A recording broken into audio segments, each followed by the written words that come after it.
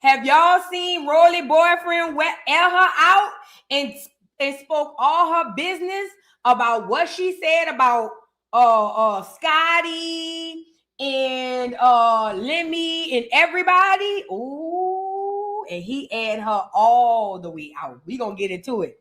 I put her down. Let me put a star right here so I can remember to talk about her. We got to get into it, y'all. So let me tell y'all, give y'all a little bit of backstory with Roly. Y'all know every time Roly get into it with somebody, whenever they fall out, she come back to the internet and tell us all their business. Well, this boy, one of the many boyfriends that she had, she broke up with him and came to the internet and said that basically he was begging her this, that, and the third. Like she tried to come back and embarrass the boy. And the boy came back and aired her all the way out. All the way out, all her business, all the stuff she was saying about Latifah, Tasiki, saying she's stupid with her nigga, all types of stuff. Then he said that Roly told him that first of all, he said Scotty's supposed to be Roly's best friend. He said, but Roly told him that Scotty is stupid AF for getting pregnant for Lemmy because Lemmy is cheating on her with all of them other girls, like I said. And that she's sitting up there miserable. We gonna get into it. Oh yes. We gonna get into it. Y'all get the likes up on the video. Let's start off the show. Hold on. I forgot where else I was going. I forgot to write him down. Let's start off with an honorable mention. So did y'all see Celina Powell did this interview with this guy, and she said that all Offset talks about is Cardi B. Did y'all see that? Now y'all know Celina Powell is the girl. Oh no. That's the wrong one. That's another clip. Let me talk about this one up here.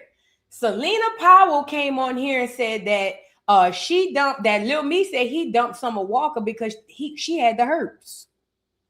Now, before we get into this, let me just say this. Who remembered the Diddy trial? Because if you remember the Diddy trial, then you know the herps were all over that trial. As a matter of fact, it was a point in time we were trying to figure out who didn't have the herps. So then when I seen Celina Powell say that Lil Meech left Summer because she had the herps, I said to myself, sound about right, because they all sleep with each other. It's a small window of people, and they all sleeping with each other. So it would make sense that they all have it. Let's get into Celina telling us that Summer got the herpes, girl. I don't know. You know, the same thing as like Summer Walker. Summer Walker is Lil Meech's ex. That bitch tried to start beefing me. It's like, oh, you're a fan. And bitch, you make good music. I can't listen. Oh, God forbid that I can't listen to music because you fuck the same man as me, bitch. What are we talking about?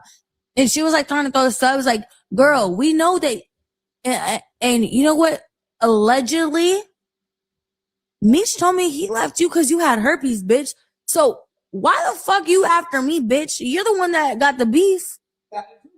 Okay, so now I'm getting a little. And that's what I was like. No, he told me allegedly that she told him I have herpes. And mind you, he is the only one that I used to fuck with that wore condoms. Okay, so have you ever like turned a rapper or guy down? Well, I kept telling him, he was like, oh, you've been with all these people, you're with all these people. I was like, so whatever. He's and safe. I really fucks with him. Well, he's being safe. Yeah, and I know me since 2021. So it was like, okay, like whatever, like do it. And I genuinely liked him. This guy. Is it Lil Meech? Lil Meech, yeah.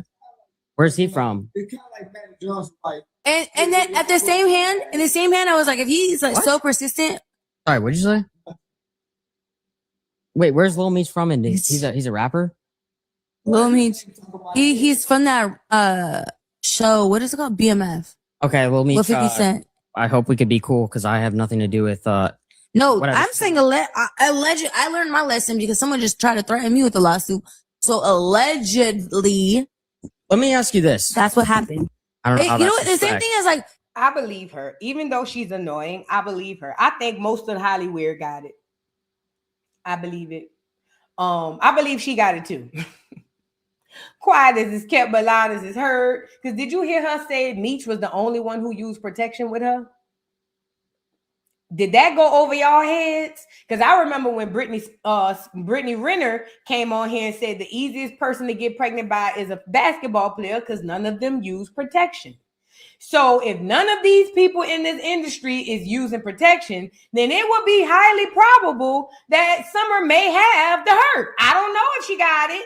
I'm just saying, if you know what I mean? I believe it. I don't know it to be true. I ain't no doctor. I can't say nothing. But what I'm saying is Celina came out here and said it, and I'm looking like sound about right.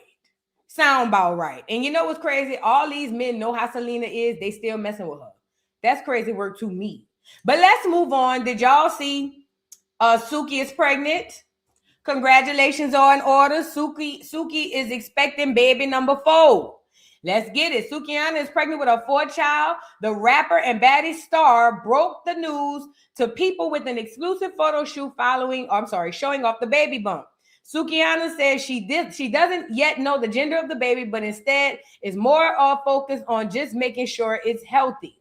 I'm really excited to meet this baby, and I'm already feeling like kicks and everything. So I'm very happy right now. She says of her baby on the way.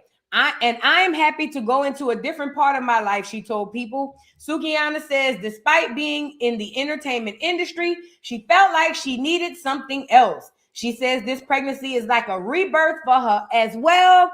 I want people to dig within themselves and know that they have the strength and they have the love in them to love a baby unconditionally and feel perfectly happy, she says. She currently has 2 boys and a girl.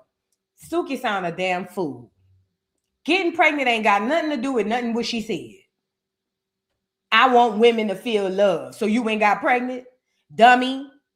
And how you gonna get pregnant and you still out here doing, at what point is you gonna turn your life around for these children? Because you know, I heard Sukihana is not the way she is in public in real life.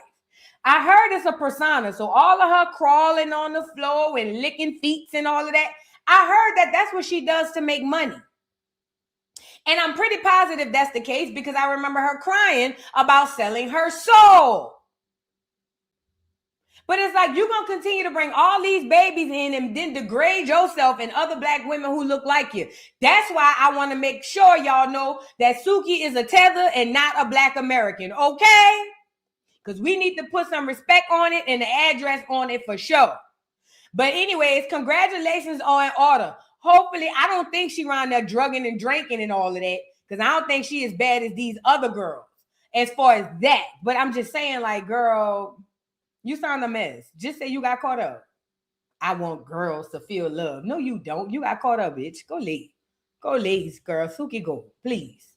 I just want the girls to know that they could have the love on the inside. Go lay all the way down. Do you hear me?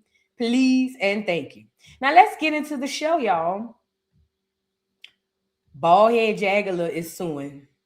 Y'all was on the chat when Baldhead Jaguar came on here and sent the curse at me.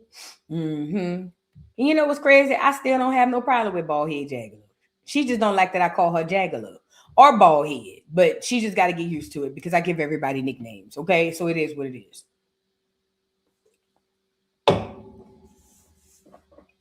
But anyway, so Jaguar Wright is setting up a GoFundMe. The GoFundMes must be in the water. I'm about to set me up a GoFundMe and see how much I could get at this point. You see what I'm saying? Anyways, Jaguar has set up a GoFundMe.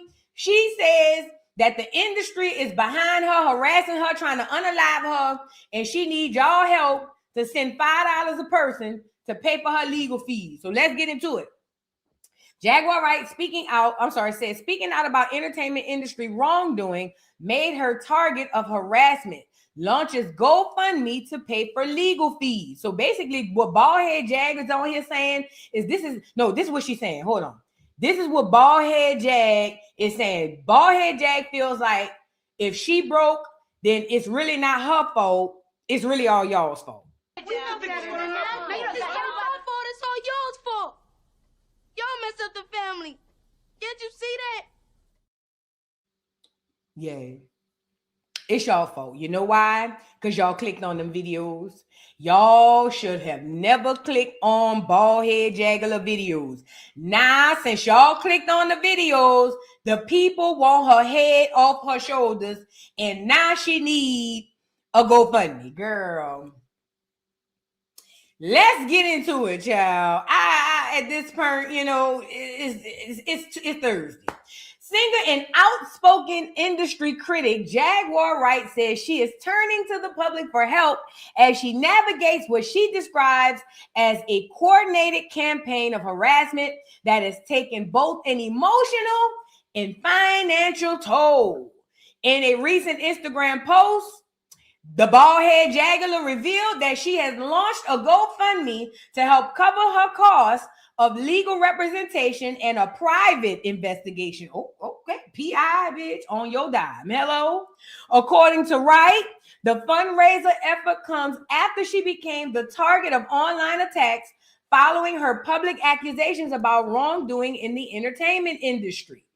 Quote, after speaking out against wrongdoing in the entertainment industry, I became the target of intense online harassment, Wright spoke. It says she alleged that several YouTube creators inserted themselves into her personal life in coordinated actions that included swatting and doxing, which she says ultimately resulted in her arrest. Now, Baldhead Jaguar, I was there. It didn't go like that. You was on the run. And the people just called and gave Crime Stoppers the tip. Don't act like them people was sending them people after you and you was minding your business. You see what I'm saying? And then all of a sudden the police came and put your hands behind your back. Don't do that, Baldhead Jaguar. You was on the run and the people did call and give the people a tippy tip. They did call the Crime Stoppers number. Yes, they did. But don't make it seem like you was minding your business and they just came out the blue and just popped you. You see what I'm saying? Yeah, the truck, the U-Haul truck. What it was, Penske, U-Haul, bitch. DHL, Amazon, somebody truck she stole. So they say the singer explained that the funds raised will help her hire a lawyer and a private investigator, which is a PI, to identify those allegedly responsible and pursue legal action. Oops, she wants y'all money to sue other YouTubers into y'all too. Wright also said she needed added security while navigating the situation. Quote, your support will make a direct impact on my ability to fight back and reclaim my life. Would you be donating a Baldhead Jaguar? Is hell freezing over? Hell no. I'm not. Help Jag fight back, y'all. Get a like up in the picture, in the video, so we can help Jag fight back. I'm facing several online harassment and legal battles. Your support helped me and reclaim my life and seek justice now. Legal defense, that's what Jaguar Law is battling, and this is what she wants. She said, after speaking out against wrongdoing in the entertainment industry, I think I read this. Yeah, I read this. Let's go check Baldhead Jaguar GoFundMe. Hold on, let's go check the GoFundMe, y'all. Oh, Lord have mercy. Baldhead Jaguar. Baldhead Jaguar GoFundMe. GoFund her. Let's see where we at. Lord have mercy. I don't see her GoFundMe. Oh, here you go. No. What, she got it on Patreon? She got the GoFundMe on Patreon. It's not public. I don't see it, y'all. I see her. Oh, I spelled it wrong. Hold on. Stay right there.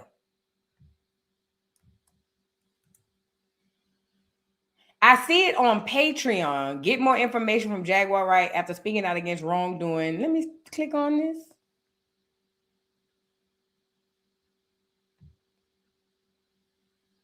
Okay. So here we go with Baldhead Jaguar. She put a hair on with, she put a picture with hair on. So we found Baldhead Jaguar. Jaguar, you got to make this public so the people could come drop their coins off. Legal Defense and Justice Fund. She's raising $16,000 And so far, she has $414. The people are donating, and the Jaguar is accepted. So if y'all would like to donate to Jaguar, here is the GoFundMe. If just Google Jaguar GoFundMe, and you'll see it. But she's only asking for $16K. I don't know what kind of attorneys she's going to be hiring for $16K, or what kind of PIs she's going to be hiring for $16K. It seems like Jaguar just needs somebody to float her for the next couple of months, because $16,000 ain't going to get her and read none of what she put in the doggone GoFundMe description. I'm just saying. $16K, you talking about getting an attorney and a PI? Girl, where you about to go get Inspector Gadget? Girl, you calling me? You want me to do the PI work?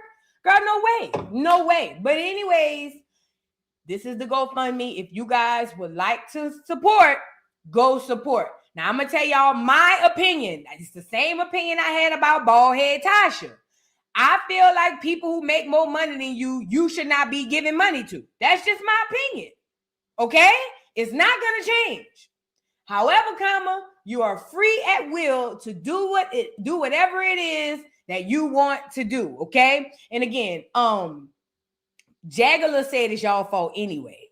Because according to Jaguar, if y'all never clicked on them videos and follow her on YouTube and listen to all her stories, she wouldn't have to be running from Rock Nation, because that's what she really want to see. See, she not going to say it's Rock Nation, but I'm going to get on here and say it. She wouldn't have to be running from Rock Nation if y'all wouldn't have been clicking on them videos. So technically, it's y'all fault. Technically. You know what I'm saying? Mm-hmm. So let's move on. Let's get into Kandi and Todd. Kandi and Todd Tucker. Kandi and Todd Tucker. Wait, before we get into Kandi and Todd, I want to play this video of y'all from Mimi from Love and Hip Hop. And I want to show y'all something real quick. Mimi is talking about how she didn't set herself up, but how if she could look back at the hands of times and do anything differently from her Love and Hip Hop days, she would have set herself up, right? She would have put money aside and things of that nature. I want to say that Mimi is going to be speaking about Love and Hip Hop, but I'm noticing a large influx and a large of people already, Black American people who are on YouTube and other platforms. I would urge each and every one of you, when you get on a platform, or if you ever fall into any sort of income where you're starting to making large lump sums of money, you should always prepare for an opportunity outside of where you are. Does that make sense? And I'm calling it an opportunity. Sometimes people get fired. Sometimes life happens and things just switch up. The reason why a lot of these YouTubers, no shade, I don't know if this is no, this ain't Tasha, because she got the whole Cardi B thing. But the reason why a lot of these celebrities and YouTubers be coming up with these GoFundMes is because they be blowing their money fast, and then when they need stuff, they don't have anything to take from, to use, right? So then they have to come back with a GoFundMe. My only advice to you guys, especially Black people coming on YouTube, when you get on here, you're going to make money than you made at your job. Please, please, please, please, please do not be a fool and go blowing all your money. Buying stuff. Don't even live within your means. If you live within your means, you living too high. Because the way YouTube work, you could be getting paid today and tomorrow they'll demonetize your ass. Does that make sense? So let's get into Mimi telling them that she wished that the Love and Hip Hop girls would have saved their money, and she as well. This mistake was. And for everybody and anybody that wants to do reality TV, what you should do while you're on this show, make sure you set yourself up for after the show, because when it's over, it's over immediately. There's no residual income. There is nothing coming your way. There's nobody knocking on your door. It's the fuck over. So make sure you have something in the bag and you have something set up that you have to move forward with after your situation. Not even after, while you're on reality TV, because that is going to push you push whatever that you're doing further. So that was my biggest mistake. When I was on there, I was so engulfed in the current that I didn't set up myself for the after. Mm-hmm. Biggest mistake was. And for everybody and anybody that wants to do reality TV, she's right. Always set yourself up for the after. And this is what normally happens. Because I remember when I was waiting tables back in the day, I learned this lesson way back in the day. I used to be a waiter. I don't know if y'all know this, but I waited tables, bartended. I worked in the restaurant industry for over 10 years. And I remember the difference in pay when I was working in New Orleans in the city versus working downtown. Let me give you an example.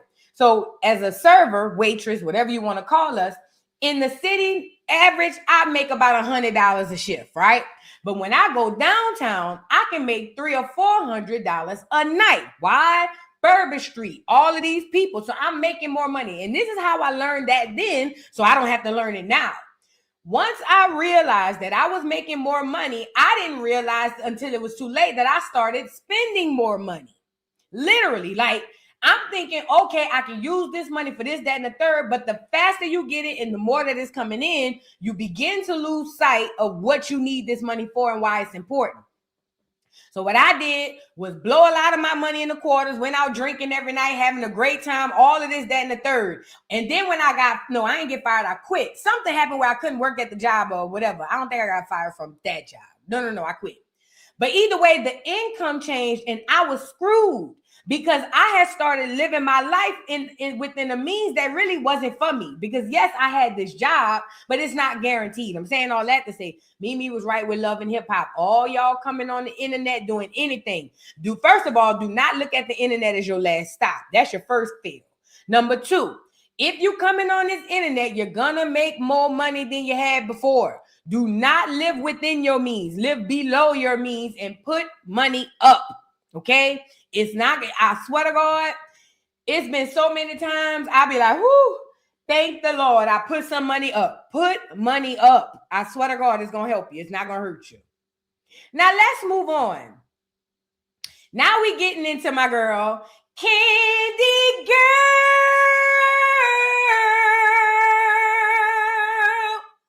Baritone Burass and her beau are being sued and getting divorced. You can't make this up. You know, Kandi has been on every platform with a microphone trying to tell us that her and Todd Tucker is having a great time while he over there squatting in her guest home. And I told y'all, I'm not about to let Baritone Burass get down to the lowest octave and lie to me. She can lie to you, but she's not going to lie to me. Because I know divorces are ugly and nasty, and I know the worst thing you could do is leave out your front door and watch the nigga you want to divorce come out the side door next to your other house. You see what I'm saying? But anyways, I'm going to let Baritone Burass live because she wants us to believe it for now. But in the other side of the situation, you know, Todd was opening up a whole bunch of rhythm spoons while he was married to Kandi. Mm-hmm. You see, when Todd got with Baritone Burass, he realized there was an unlimited supply of coins as long as you want to open a business. He basically had Kandi's pocketbook purse strings in his wallet, okay? So he was able to do anything he wanted to do. He opened up Nigga Nachos.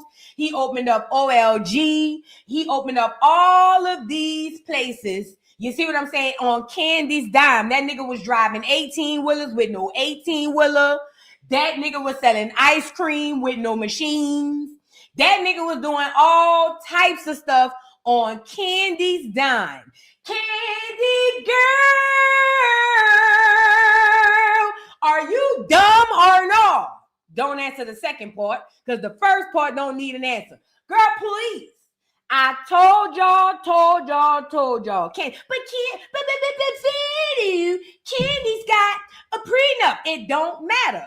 As long as he in there opening up businesses, he got full access to the money. And I also told you that was his way of taking from Kandi because I know what I'm looking at. But at any rate, because he was opening up all of these rhythm spoons and couldn't keep the lights on, keep them up to inspection, they say one day a rat jumped out, Master Splinter jumped out the back, and a Ninja Turtle. I don't know. They done shut the restaurants down 50 times. I know one of them they got sued for, was it Blaze or OLG?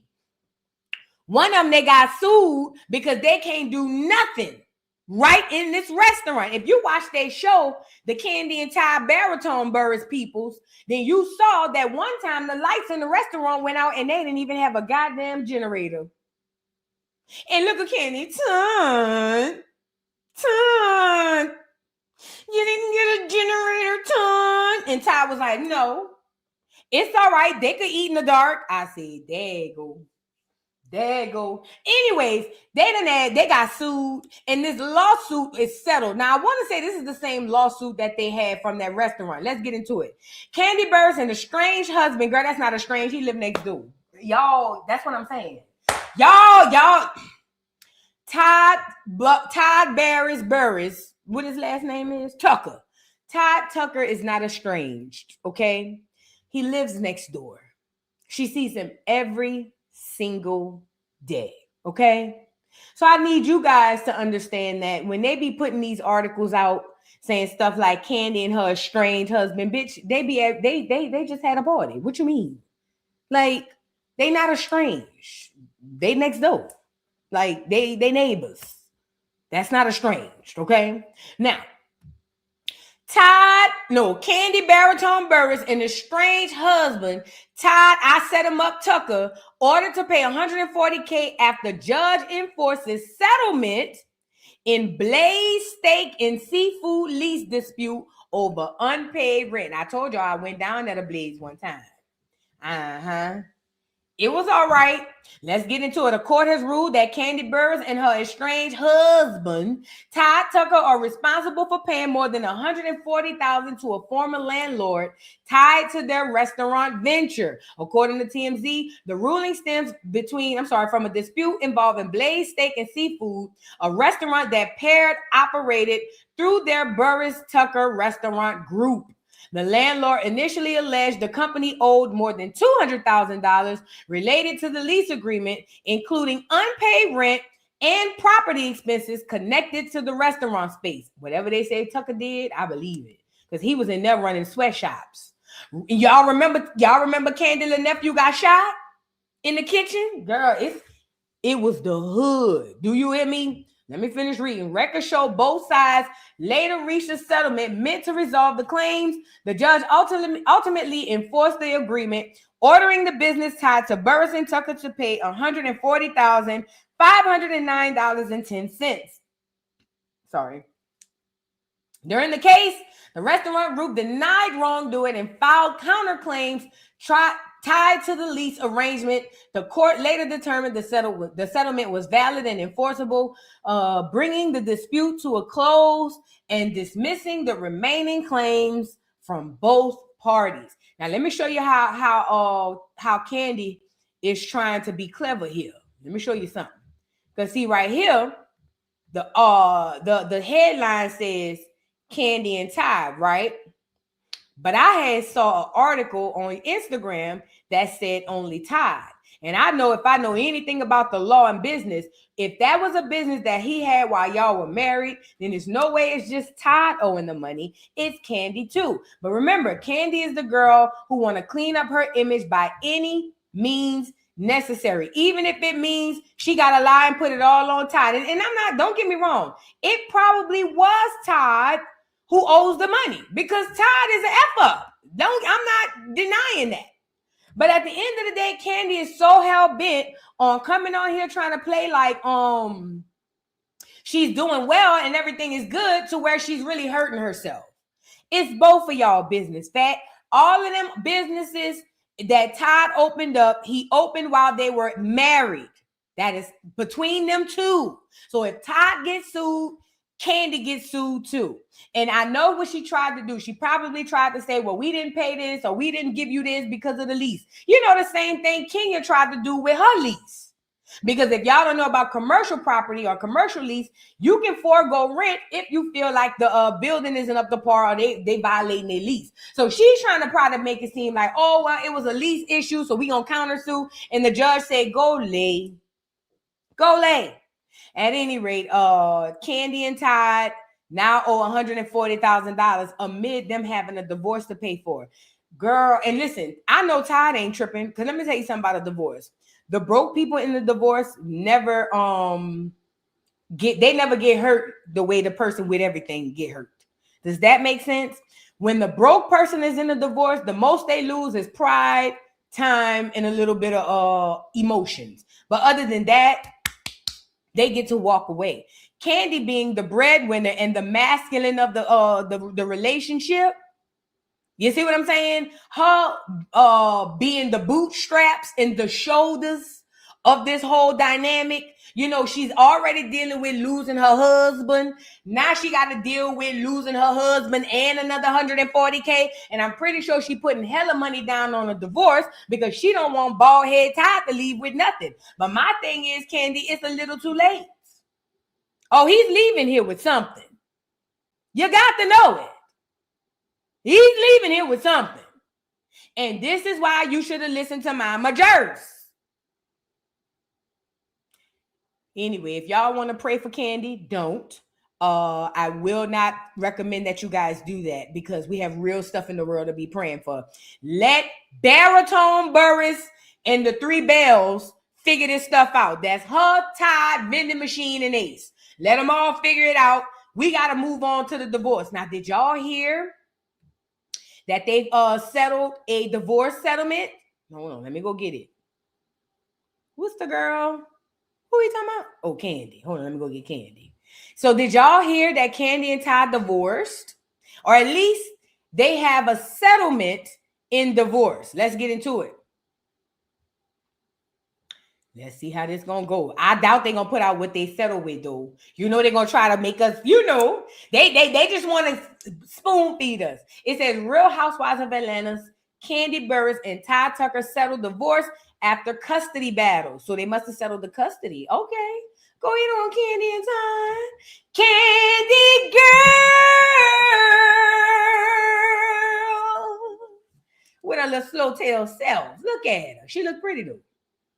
I told y'all my uncle love him some Kandi. Huh? He love Kandi. He think Kandi the baddest bitch this side of Mississippi. My uncle love Kandi.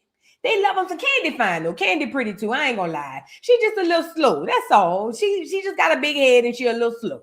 But Kandi's a pretty girl. I'm not about to hate on Kandi. I was about to say why everybody like Kandi, but Kandi fine. She pretty. I ain't gonna lie. She just, you know, she just a little throwed off. That's all. That's all. Now let's get into it.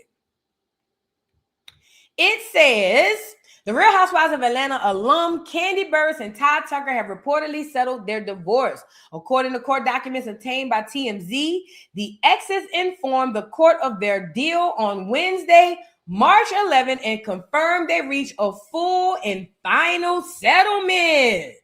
The court asked Burass, 49, and Tucker, 52, to submit their settlement paperwork, which addresses child support and includes a parenting plan by next week. Because if y'all don't know, Kandi and Todd's back and forth during court has really been mostly about the children. Kandi wants full custody. Todd said, no, bitch, because if I give you full custody, I won't get no child support. So Todd been over here cosplaying a daddy on the internet ever since so he can get the support, so he can get the kids. So now I'm wondering this, y'all. So if Todd and her reached a settlement, do you think they have 50-50 custody, or do you think Kandi just gave the churn to Todd? Or do you think Kandi let him keep Vending Machine and she took Ace, or vice versa? I would have gave him Vending Machine. I definitely would have gave him Vending Machine. Just because I don't trust her. You know what I'm saying? She's a beautiful little girl. Shout out to the baby. But I just, you know, I wouldn't sleep well at night with a Vending Machine just roaming. You know? Not unless I had security around there. So I don't know. Let's get back into it, y'all. It says back in November 2025, US Weekly confirmed that the Bravo stars had split after 11 years of marriage. Quote, after deep thought and a lot of prayer, I made the decision to move forward with a divorce. This is a difficult and emotional time, but my focus remains on protecting my peace, being the best mother I can be, and co-parenting with love and respect. Baritone Burass said in a statement to us at the time, I'm stepping into a new chapter, pouring into my work, my family, and my own growth. I'm grateful to everyone who supported us throughout the years, and I ask for privacy, grace, and understanding as we navigate this transition with our family. Girl, Kandi, please, you've been on every interview since. In the months that followed, Baritone Burass and Trick 'em Out They Spot Tucker, who shared Ace 10 and Vending Machine 6, made headlines as they disagreed about child custody and finances. As the exes pushed throughout the divorce, however, both parents also made it a priority to stay united for family events. Don't you believe this? Don't you believe this? I don't give a damn how many Kodak moments these people have. They windmilling down to the ground. Do you hear me? Don't believe these pictures. Kandi been looking stressed out ever since she filed them papers. I'm ready to sign them papers. Shout out to Kandi though, girl. Get you some rest. Drink you some water or something, Fed. I know how I feel. I used to look like that too when a nigga leave me, bitch. You feel me? Anyways, quote, y'all already know I'm going through a divorce, but we have decided that we are still going to do Christmas together. Baritone Burass shared on December 2025 episode of her Amazon Live broadcast. Quote, even though we have all this mess going on right now, we still going to do it together for our kids. So we are spending Christmas in New York.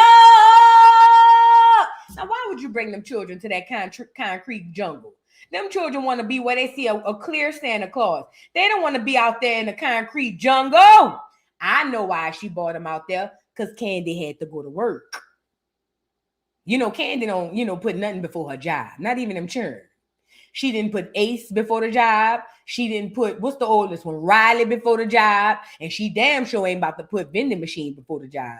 So now we know why they had a Christmas in the bricks. Shout out to New York. Y'all catching strays. Them poor churn had a Christmas in the bricks. Y'all, girl, Kandi is tight. Kandi, I hope you gave full custody away. I ain't gonna lie. And y'all got, let me say this to black women too. Every black woman don't need to be a mama. Sometimes it's okay for some black women to drop their churn off. And we need to start being okay with that, okay? Kandi needs to drop them churn off. She ain't gonna never be around them churn. She is never gonna be around them children.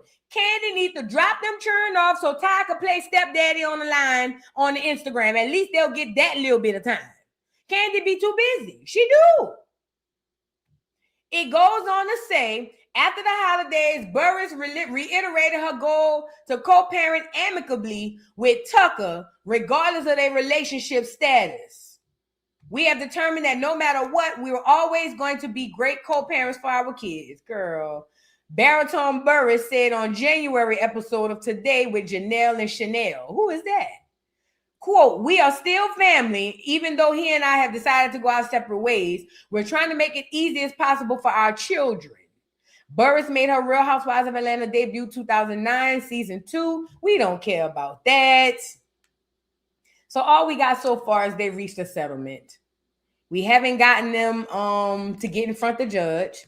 And if we know that they were fighting mostly over custody, then I'm pretty sure they found a way to figure out custody. But I'm not going to lie. I'm not going to lie. I feel like Kandi should have some level of custody, but most custody, I don't think so. And I don't care. A lot of y'all might feel like, but Voodoo, that's her kids. Tell that to her. Don't tell it to me, bitch. Go tell it to Kandi. Go tap Baritone Burass on the shoulder 3 times and tell her. Kandi is busy. Them children need stability. If Trick 'em Out of Your Spot Todd gets this money in this settlement, he'll be able to live happily ever after in Kandi's guest house for the rest of them children's days. And they can go right there to school, come on right back home. Come on right back home while Kandi run up and down Broadway, hooping and hollering. You see what I'm saying? Because that's all Kandi want to do. Hoop and holler up and down Broadway. That's her churn, Broadway.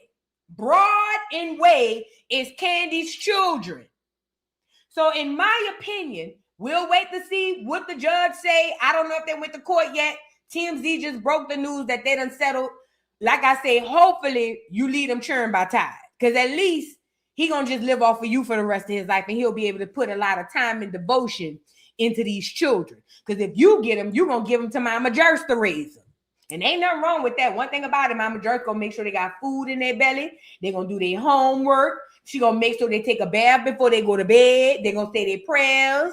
They're going to be cussing, but they're going to be good in good hands. But still, you know, as a father, I think Todd, if Kandi is going to be that busy, I think Kandi should give him the majority custody. But I know Kandi don't want to because majority custody comes with majority coin.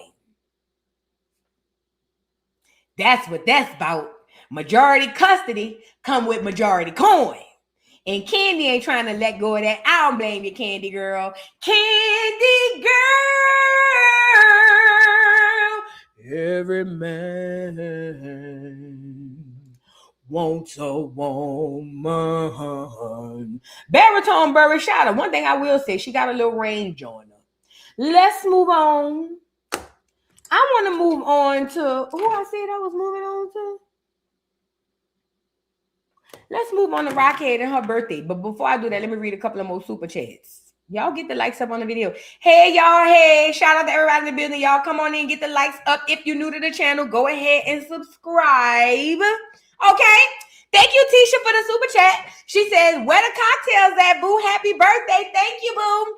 I ain't got no cocktails. I got some ginger ale. I got some ginger ale. I might go get me a drink tomorrow. Now I am. Tomorrow I set me up a massage. After my massage, I'm going to have a nice dinner and I'll have a cocktail tomorrow. Yep, I will. It is my birthday tomorrow. So happy birthday to a real one. You feel me? Thank you, boo. I appreciate you. T-Day coming through, making it rain as she always do once again. Thank you, T-Day. I make it rain. I make it rain. I make it rain on them hoes. I make it rain. I make it rain on them hoes. Thank you, T-Day, for the super chat. She says, blessed birthday, boo. Thank you so much. I appreciate you. Thank you, thank you, thank you. Thank you, T-Day. I appreciate you. You always show out. Thank you, man. Y'all, man, one thing about T, she gonna roll up.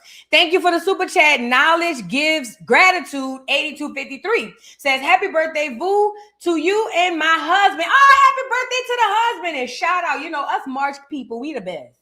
Not all the March people, just the Pisces March. Them Aries March, oh, don't get me started. And this is no shade. Shout out to the Aries. I don't want to windmill with y'all, but we different. You know what I'm saying? So only the Pisces March, not the other half. Not that devilish side of March. You know what I'm saying? So you got the light side and then you got the devil side. The devil side started about the 21st, 22nd, you know, around that time. You know what I'm saying? I didn't make it up. I'm just telling y'all what they said. So yeah, shout out to the March people. Mm-hmm. Bobby Rodriguez, thank you so much for making it rain, boo. I make it rain. I make it rain. I make it rain on them hoes. I make it rain. I make it rain on them hoes. Thank you so much, Bobby. Says, have fun, blessed, and happy birthday, boo. I love your hair. Love you. Oh, thanks. You like it? You know, keep the tricks guessing, you know, and I'm going bald head this birthday. I ain't been bald head since I came out my mama coochie. Do you hear me? And I'm going back the way I came out. You get it? Back bald head. Bald head boo is in effect. And bald head boo gonna be around all summer because it's hot. Girl, I went outside. Listen to me and listen to me good. Where the bald head people at? Y'all ain't tell me how good that heat and that wind be feeling on your head. Ooh, y'all ain't tell me that, girl. I got out that car. Listen to me and listen to me good. I got out that car and that breeze hit the bike of my head. I say, ooh, I like that. Ooh, girl, I ain't feel no air on my head since I was a child. Y'all ain't tell me about that. Girl, yes. I like the little bald head boo. Yeah, I don't know about the winter bald head boo, but summer bald head boo is in full effect. Full effect. Bald head boo, get used to it. She ain't going nowhere, at least for the summer. Then after that, we rolling it out. I'm going to start growing it up at the top, but then after that, we rolling it out. Because I'm trying to get my hair back to what it was. I wasn't supposed to be bald head. No way. This was a mistake. I went for a silk press and the girl said, girl, your hair is falling out. I said, what? So she cut me down to the ground. Let's move on. Tina Houston, thank you for the super chat. Says, hey, boo, happy birthday. Thank you, boo. I appreciate you, Tina. And thank you again for the super chat. Says, got my babe. Happy birthday, boo. And y'all should get y'all's too. Get y'all babe merch, okay? Babe is a new wave. Black Americans versus everybody. My girl got her babe. I'm sorry. Make sure you get yours and support the cause because it is Black Americans versus everybody. Stop acting crazy. Thank you, beautiful. What you cooking? Thank you for the super chat. Says, what Auntie Rochelle do for work? We was asking the other day. Happy birthday, Voo. Your guess is as good as mine. Hell, call me, T, and let me know what you do for work. You see what I'm saying? Matter of fact, I don't ask no questions. I don't know what T doing for work. I don't really care at this point. But if you find out, call me. I'm just saying. I don't know what T do for work. T must be rich. T, let me find out you done retired and got all of this money and you just traveling, living your best life, giving people monies and whatnot. Thank you, T, and thank you what you cooking.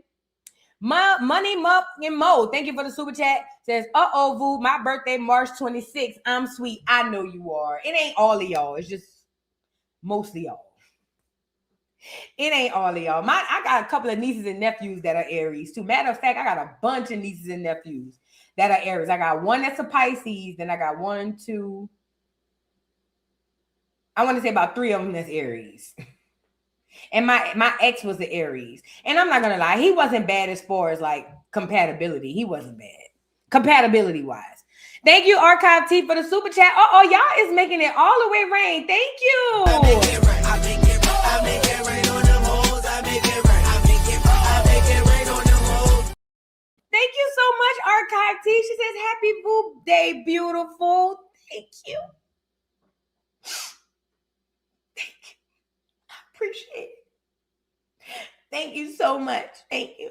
Thank you. Mm-hmm. Somebody said my most recent ex was a Pisces. The Pisces men, that's a whole nother story. Sure. Bless your little heart. Who I say we were talking about next? Rockhead birthday.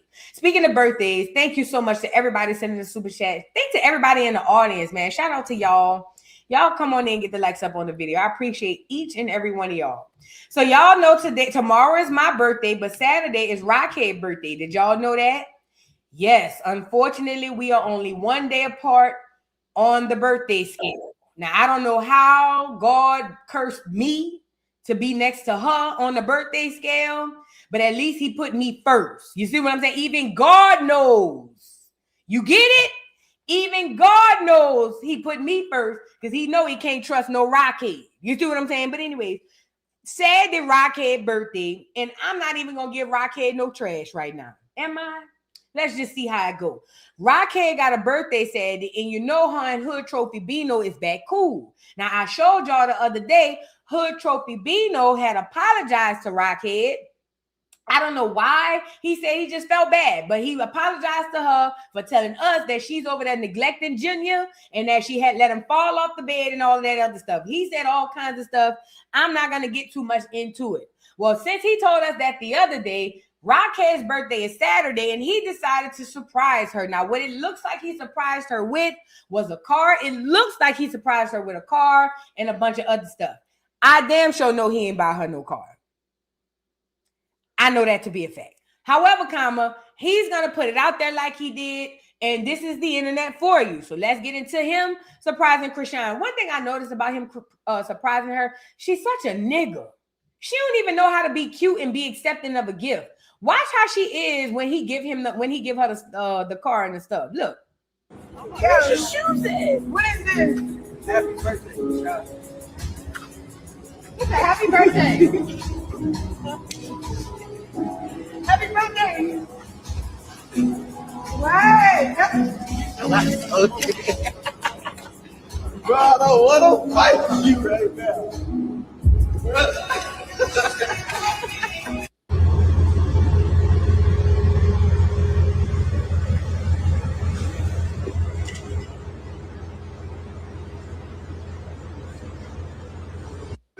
Chrisean, get back.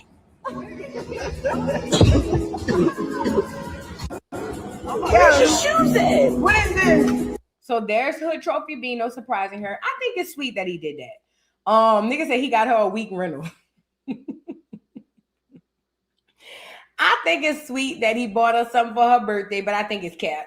I think that they're doing this to remain in the algorithm. Bino, he don't mind doing it either.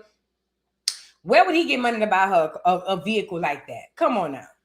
This is all algorithm. And I told y'all the other day that I believe that this girl is a algorithm whore. Okay? Remember I told y'all that? I said this girl is a whore. A $2 junkie and a whore. Nah. I didn't say she was a $2 junkie, but it wouldn't have been far-fetched. You see what I'm saying? Anyways, let me see if I had this other video on here. Let me show y'all this video. What I just did. Y'all follow me on Twitter, Voodoo Doll TV. Stop acting crazy. You see it. Follow me on Twitter. Follow me on Instagram, Voodoo Doll TV. Twitch, Rumble, Voodoo Doll TV. Follow me, camera. Shout out to Messy Maya. Let's get into a little bit of more of Lim Plumber. Yeah, big Lim. This is something else. So I thought it was sweet that he bought her that, but on the flip side, what kind of business is she doing with Zeus Network? Now I know the boxing thing is kind of sponsored through Zeus, so maybe Zeus is getting her a hotel room or a condo, whatever they're getting her. I don't know why Zeus is getting her this hotel, but they are. And she went live to show us this from Lemmy, and she's thanking Lemmy a lot. Like, now again, I don't know if this is simply through boxing or if she's coming back to baddies. I don't know what this is, but I'm so tired of the back and forth between Zeus and Chrisean. Yeah, big Lim Plumber. Hold on. This is my room. Hold on. Let me go over here. Hold on. Look at my backyard. Yeah, I just do what I want. Yeah, big. That's a condo. Chrisean gonna get kicked up out of there. And they're gonna be making all that noise. And all I can think of is they about to tear that doggone house up. They about to tear that condo up. And they about to be loud. They about to be stupid. And let me just say this too to Rockhead. And I'm saying this to Rockhead because unfortunately, I still don't want to see her make no stupid decisions because she still got Junior. Rockhead, do not be foolish enough to let Zeus Network set you up in a hotel or a condo like that to put you right back where you were. Partying, drugs, neglecting Junior. Well, I don't think that ever stopped. But you know what I mean? Parties, drugs, friends. Now you done threw your whole life away all over again and you back in that cycle. So I get it. You excited. Let me throwing you this, giving you that, this, that, and the third. I'm here for it. But Rockhead, do not be stupid enough to fall for the okie doke. Because see, Lemmy and Zeus, they the type of person that'll get you this crib so they can set the drugs up, the people up, and all of that stuff to get you right back down the same pathway you was down before. It seems like you've been out the way. I don't know if you've been out the way, but it seems like you was out the way. If I were you, instead of getting all excited, I can do what I want, you need to be focused on that play fight you about to have in April. But anyways, I don't know what the nature of this thing is, but Rockhead is now back working with Lemmy, and she's back cool with Hood Trophy Bino, who surprised her with some birthday gifts. And her birthday is Saturday, okay? So please, y'all, if y'all want to go tell Rockhead happy birthday, then fine. I don't give a damn. Even though Rockhead get on my nerves, it's so weird because I still don't hate the bitch. I still will hope she takes care of Junior first and have a happy freaking birthday, dumb hoe. Happy birthday, dumb hoe. That's the Rockhead. And if Rockhead not on here, I need one of the Rockettes, one of the Chriseanimals, go back and tell your God, happy birthday, you nasty mouth dumb hoe. Tell her just like that. And if you need to screenshot it, screen record it and replay it back and tell her just like that. Tell her I see that. Happy birthday, slut. Let's move on. Oh, what we moving on to? We got Rockhead out the way. Rockhead is out the way. Now we got to move on to Amy Luciani's 911 call. Girl, let's get into it. So Amy Luciani calls 911 because, well, this is what happened. When Amy came to us with a trash bag full of coke and dope, you feel what I'm saying, and crack, and meth, and all of the horrible, harsh drugs and things, We thought that she was probably scared for her life, running away from Dwight and all of this stuff. But it never dawned on me until somebody else made this mention that how in the hell did she run away with all them drugs without them people, without that boy running behind her? Because that's a lot of drugs. And that people are absolutely right. So then people started speculating that maybe it's Amy's drugs. And the way she was snorting her fingers and whatnot, I believe it could have been Amy's drugs too. Because my theory is this. Regardless to if you believe Amy is on the drugs or not, this is what I know. I don't do hard drugs. And because I don't do hard drugs, I cannot be with a man who constantly does hard drugs. I don't even want to be with a man who do hard drugs at all.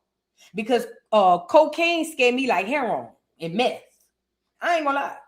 I look at cocaine like heroin, meth, crack, bitch. A nigga put out a bump next to me, bitch. I'ma think something wrong with you. I'm not used to that type of environment. I didn't come up like that. I was raised right. You see what I'm saying?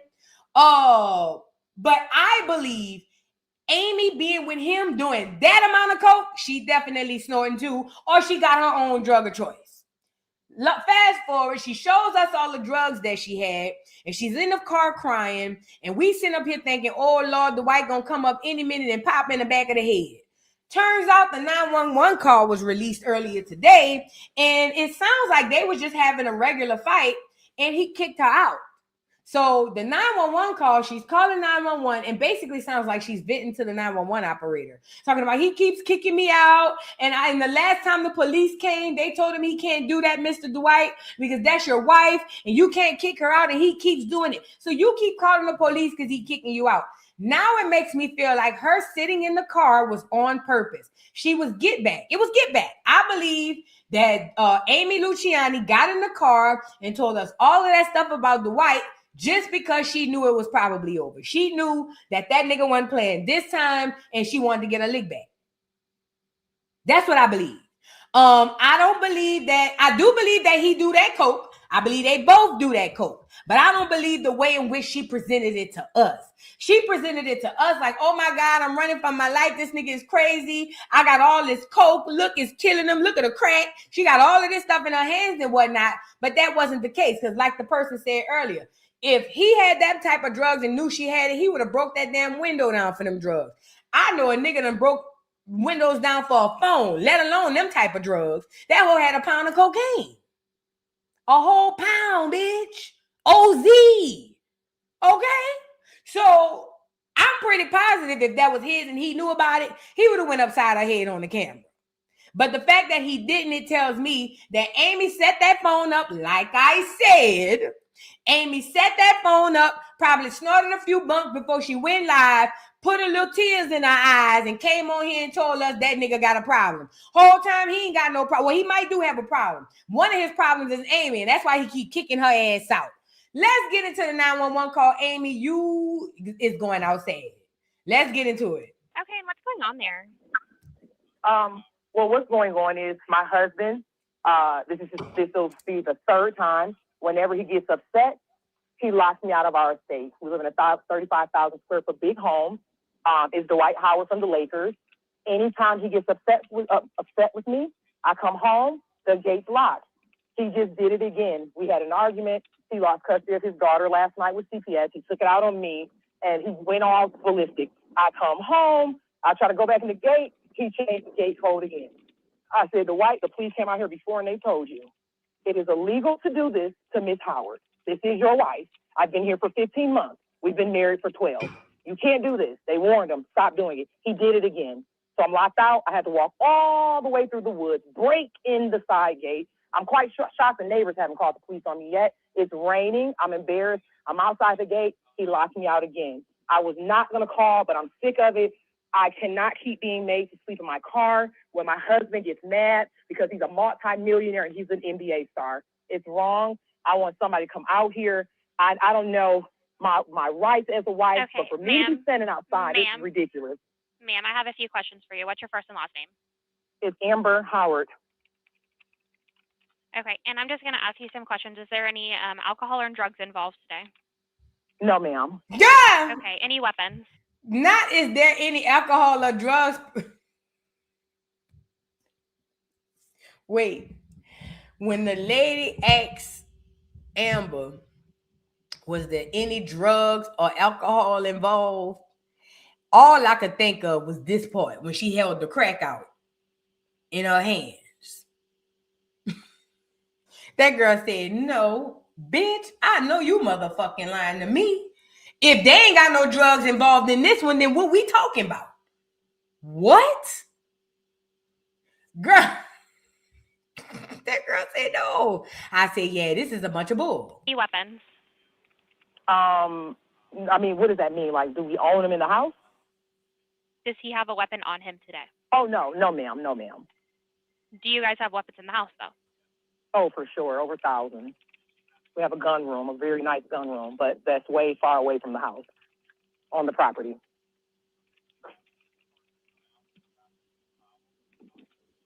Okay, and where are you right now?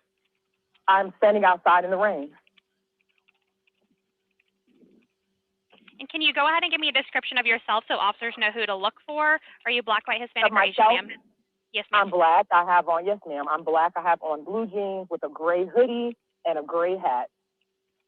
Gray hoodie, blue jeans, and black hat. Perfect. Okay, and where is he right now? I have no clue. Our house literally is huge. I don't know where he's at, but I don't know. I'm sure he's looking at me standing at the gate looking stupid. I don't know. Okay. All right. Do you have your car with you? No. Got Uber down. Okay. All right. Just stay right there for me, and we'll have officers there as soon as possible. Okay. Call us if anything changes. Yes, ma'am. Thank you so much. No problem. They should have gave that hoe the 9 emergency number, bitch. Don't be clogging up the lines because that nigga done kicked you out. The hell? Call the 9 emergency number next time, duck, duck, goose. And you know what I found interesting in this call was the way in descriptions in which she used to describe things. Like, my husband is a multi-millionaire NBA player, Dwight Howard. Red flag. So you want them people to already have their red flags up that it's him. Why? I don't know. Maybe you want them to know that, you know, he's got the upper hand being a celebrity. I don't know what the reason is. Then on top of that, the way she described things, our house, our house. No, it's his house. That's why he keep locking your duck ass out. That's why he keep locking you out. It's not our house. It's his house. And then on top of that, Amy, you know, describing the gun room. Oh, it's a 37,000 square foot mansion and the gun room has thousands of guns and it's a way for you more infatuated with the lifestyle than the marriage or the nigga. And that's why you're going through what you're going through. I said this earlier on my other channel. I said I spoke to somebody who knows somebody. No, I spoke to somebody who knows Mozzie in this whole situation personally. And they said that Amber brought Mozzie on Love and Hip Hop. When she brought him on Love and Hip Hop, they weren't together. This is what the person said. They weren't together when they went on Love and Hip Hop. However, them being off of Love and Hip Hop, her coming on Love and Hip Hop, making him seem like he was a dirtbag and this, that, and the third. He thought that he was going to probably have another chance with her, but he didn't. She basically used him for a storyline, then saw the next big thing, Dwight Howard, and jumped ship. That's what I heard. If that is true, that Amber did all of this to run behind Dwight Howard because of the money and this, that, and the third, then Amber might be just getting her karma. Because you never win when you play dirty. Does that make sense? See, my thing is this with Amber. Amber, you can't do people dirty and then think you could just jump on the next best thing, because Dwight Howard can't marry you and love you because he don't marry and love women. He's still struggling with his sexuality. So being married to you, it can't be real if he won't even be real with his sexuality. And this is another thing that got to be talked about that a lot of women don't want to say out loud. There are a lot of black women who are okay with their husbands and boyfriends being punks. I ain't mad at it. But stop making it seem like it ain't what it is. Amber married this man knowing his lifestyle, knowing his drug use, all she saw was the come up. I'm about to move in with this man. We doing these TikToks together. We look like we lit. We look like we fun. Nobody cared about who he was prior to this and what he did, or at least Amber didn't. All she saw was her come up. And now look at you. It ain't, all that glitters ain't gold. I'll say that. Girl, you could have stayed with Mozzie.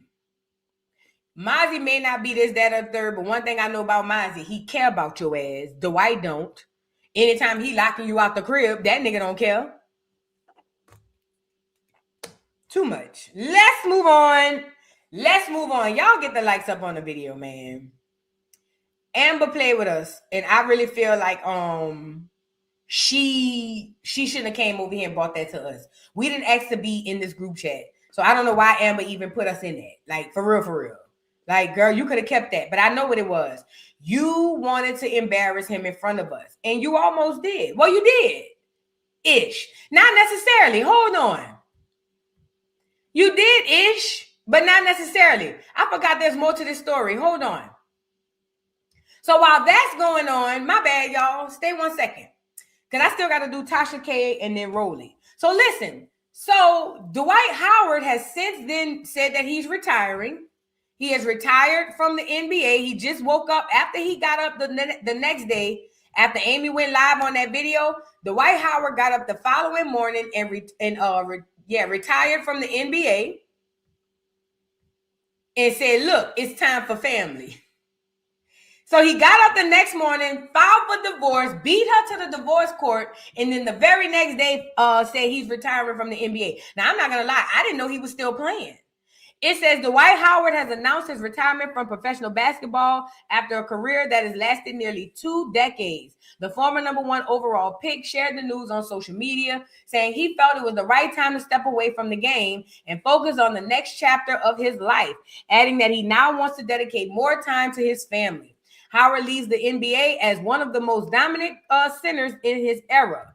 During his career, he won an NBA championship with the LA Lakers in 2020, earned 8 All-Star selections, and won 3 Defensive Players of the Year awards, cementing his legacy as one of the league's top big men. He's retiring now because he has to. This girl popping out with all of this information, the NBA came to him and said, "You got to go, bro. Bad enough you old. We really just keeping you around just to save face for real. You got to go." I'm telling you what happened. Once Amy went live with the crack in her hands, the commissioner or whoever in charge called that nigga up to the office, tapped him on the shoulder 3 times, and said, "Ba-da-ba-ba-ba.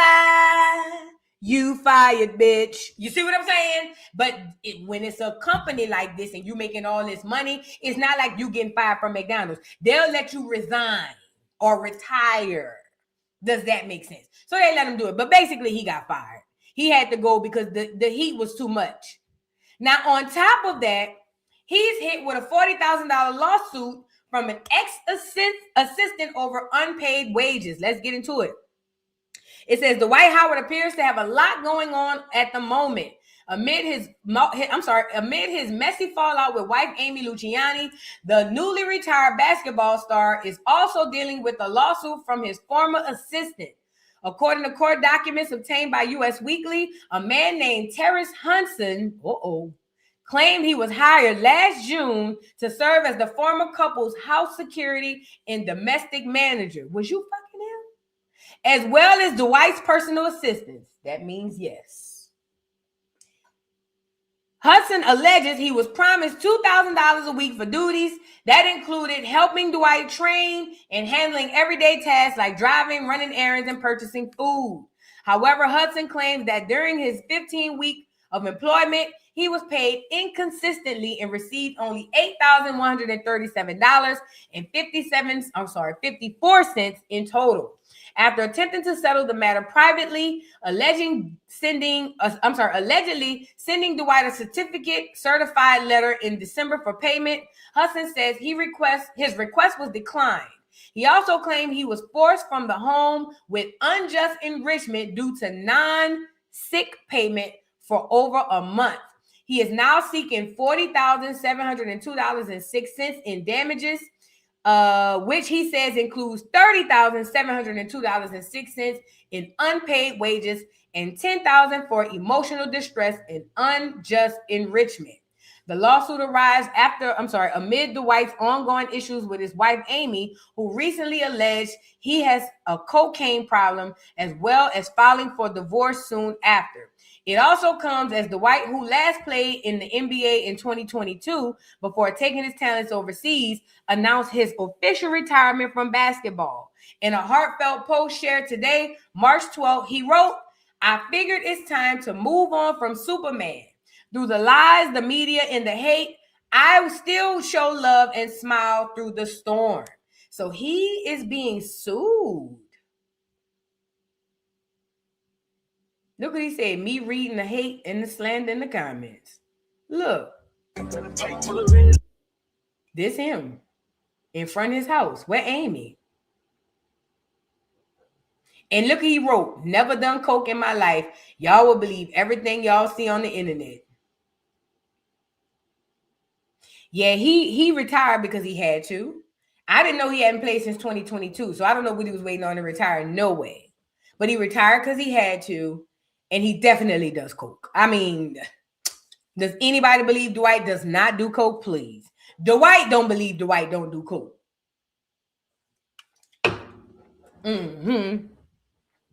So that's what we got on Amy and her husband, girl. Going to the chapel and we're gonna get married. Going to the chapel and we're... Y'all is crazy. Thank you, TD, again for the super chat, making it rain. I make it rain. I make it rain. I make it rain on them hoes. I make it rain. I make it rain on them hoes. Thank you, TD. She says she's a retired equipment operator and then some. There you go. I ain't asking no more questions, TD. You got it. You got it. You got it. There you go. Thank you, TD. Star Eyes 50. Thank you for the super chat. Says, "Happy birthday, beautiful Vu. You inspire me." Oh, thank you so much. Thank you so much. I appreciate you. And Knowledge Give Gratitude 8253. Thank you so much for the super sticker. I appreciate you. And I can't see this name. Hold on. AJ for the win. Thank you so much for the super chat. Says, "Happy birthday. My granddaughter turned 7 on Tuesday, St. Patty's Day." Oh, congratulations. Happy birthday to the grandbaby. And thank you so much. I appreciate you.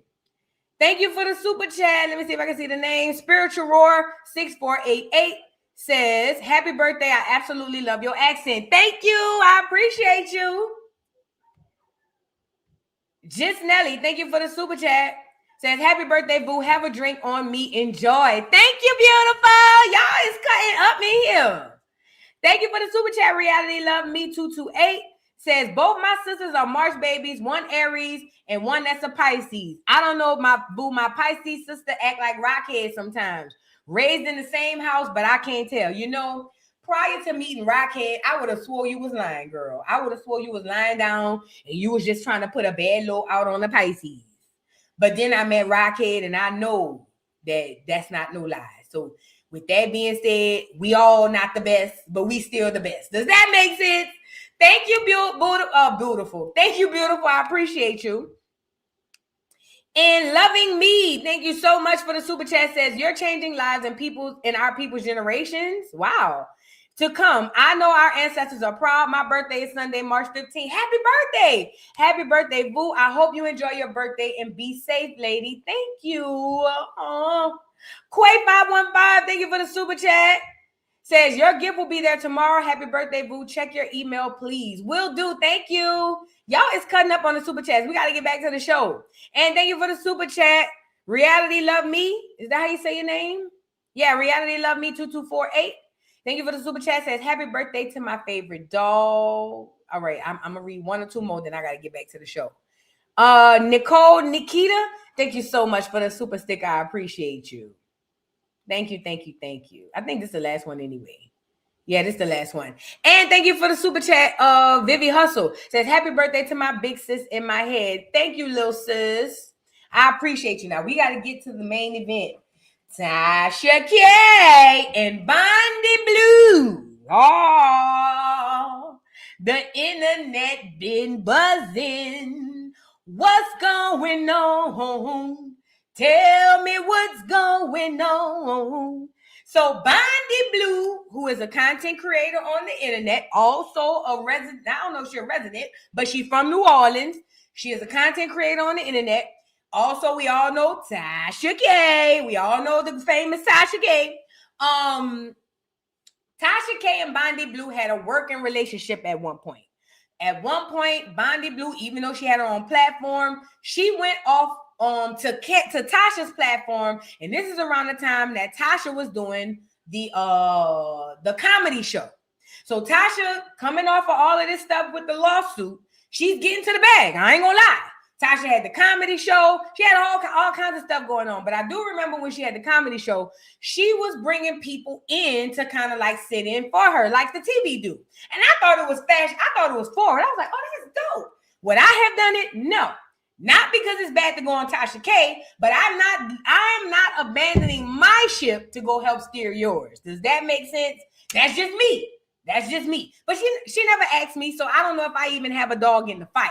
But I'm just saying, what I have done it, absolutely not. I'm not leaving my baby to go babysit yours. Does that make sense? So anyway, Bondy Blue is one of the people amongst many who she called to her show to step in for her. Now, I do remember the first time I saw I think a video was live, and I saw Tasha K background, and I saw Bondy, and I was like, what the hell? And I remember clicking on, and I'm like, what the hell is Bondy doing there, and where's Tasha? And it didn't take me long to realize that Tasha had Bondy sitting in, and at first it seemed like Bondy was kind of like getting her feet wet with the crowd, because I did go back and read the comments, and it was dragging Bondy down to the ground. Tasha, come get her. We don't want her here. Why you left her with us? I was there. They was dragging for Bondy, but I think it was just like a culture shock, because once Bondy got there, they took a liking to Bondy. Now, I personally don't think that is good for Bondy, because Tasha K has a set fan base that looks for certain things specifically from Tasha K. When they log into Tasha K, they looking for Tasha mother effing K, because she's unique, she's one of a kind, and she has this monopoly on that thing she calls unwind with Tasha K. So I know for me, I think it was a fire-ass title. I'm not gonna lie, this is no shade, I'm being honest with y'all. The title, it was something I was looking to hear what Tasha's opinion on something was, but when I clicked on the video, I saw Bondy, and I'm not gonna lie, I was like, yeah, I'd rather hear Tasha. And it was in that moment, it was a learning curve for me, because as a YouTubian, as a patron, as a person on here looking for content, it didn't feel right on this end of the computer seeing somebody else on Tasha's show. I'm just giving y'all my opinion. So for me, I knew, number one, I would never want to abandon my show and replace me, because I'm pretty sure most of y'all come here to see specifically me. You see what I'm saying? So I would never want to leave my show and have somebody sit in for me, nor would I really want to go do somebody else's show, because people, especially on YouTube, you go to certain content creators for certain things. Like, for instance, I talk about Funky all the time. Even though he get on my nerves now, Funky is one of my top he was one of my top content creators that I watched. You know what I'm saying? And I learned a lot from just watching Funky. You see what I'm saying? But I also learned when Funky left his post and went play with Fox Soul, his content started. But I'm saying all that to say, just like Funky, and I forgot where I was going with that. I done lost my thought. But anyway, it'll come back to me. But I'm saying all that to say, I learned that it's not good to switch up people on the platforms. I forgot what I was about to say. Yeah, I wouldn't let nobody sit in for me and know what I sit in for somebody. What else I was going to say? And then I say watching Funky. I used to watch him. And yeah, but even still, if Funky had somebody else sit in on his show at the time, I wouldn't want them to sit in. And I'm going to be honest, between us, and if Bondy on here, it is what it is. They have two completely different personalities. Bondy is more of a laid back, I'm vibing, I'm chilling, I'm good. I'm kicking back and I'm vibing. You know, smoke your weed, put the seat back, put the fan on. You feel me? That's Bondi vibe at her show. Bondi is more like, you know, hey y'all, let's get together, talk about the book club teas type stuff. Tasha is it's a very big difference. Does that make sense? So I kind of get why the audience was like, Tasha, get her from around here. But anyways, they ended up getting in good with Bondi. Bondi ended up being over there for what I didn't know was 2 years. Bondi, you was over there for 2 years, girl? Oh my God. I didn't know that girl was around there for 2 years. So Bondi was over there for 2 years. Now let's put all the facts out there. Bondi been on YouTube longer than Tasha. And I didn't know this till Bondi said it. Bondi been on YouTube longer than Tasha. Right? Tasha K is the Johnny Come Lately who blew up. Yet Bondi Blue was doing work on Tasha K's channel. That within itself needs to be respected. And I'm not taking up for Tasha, but I'm just saying if it was me. You already had a platform, Bondi, that was doing okay.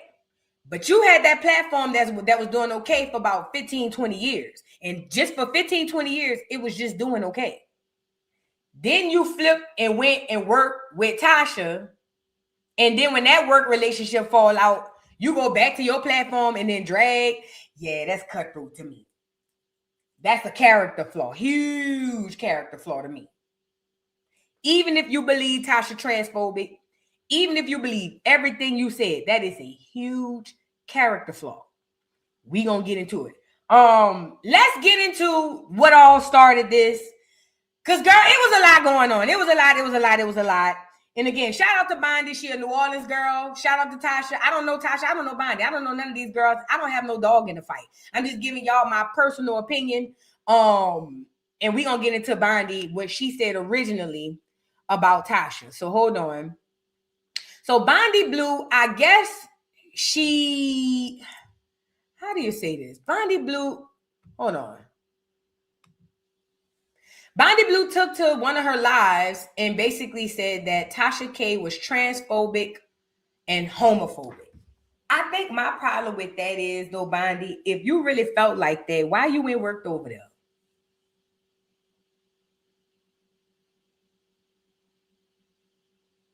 And according to Bondi, she said she always felt like that, and that wasn't her first time saying it. And I get that. But if Tasha being transphobic and homophobic is such a deal breaker, why did you go work over there? I would have never went over there. I would have never. Tasha couldn't have paid me good to come sit on her platform. If I felt like it's something that she don't align with me, girl, bye. The fuck? As soon as Tasha would have called me, girl, kiss my ass. That's what I would have told Tasha. I'm gonna be real. If I was Bondi and I felt like Tasha had character flaws that don't align with me, I probably would have been nice. No, I'm good. But if she'd have called me back, kiss my ass. Bitch, me and you ain't friends. That's what I would have said. I don't even like the fact that you transphobic, ho. That's what I would have did. But I'm a more upfront type of girl. You see what I'm saying? So at any rate, I do find it funny that Bondi did go over there and work feeling like that, but then you wait till you get back. And not only do you call Tasha transphobic and homophobic, this is the part that got me. Then you say all her audience is drunk winos. They drunk. That's what she said. They all a bunch of drunk transphobic women. Bondi, you entertained them girls for 2 years. And you know what's worse? I'm pretty sure if I was one of the winos who ended up being forced to like Bondi, I want that whole head off her shoulder. Bitch, I ain't even like you anyway. I'm just saying. I'm not talking about who's right and who's wrong in this situation. I'm talking about a huge character flaw. That's all I'm bringing up to you right now. In my opinion, this is just me. Is nothing wrong with Bondi feeling the way she feel about Tasha. She might even be right. I don't know. I don't know Tasha personally. But what I'm saying is it's the way in which she could have did that and calling that girl transphobic and homophobic after the relationship severed and then dragging her fan base. Yeah. That's not cool. That to me. But I want to go get the video. Hold on. I want to start from the beginning because I do have one of the videos. I do have one of the videos. Hold on, let me see. No, not this one. And Tasha K already got a lot going on, as y'all can see. Tasha already got a lot going on. I don't know if she need this type of tea happening right now, but she got a lot. I was trying to see the first live when Bondi had said what she said. Because look, y'all, let me let y'all see what I'm looking at.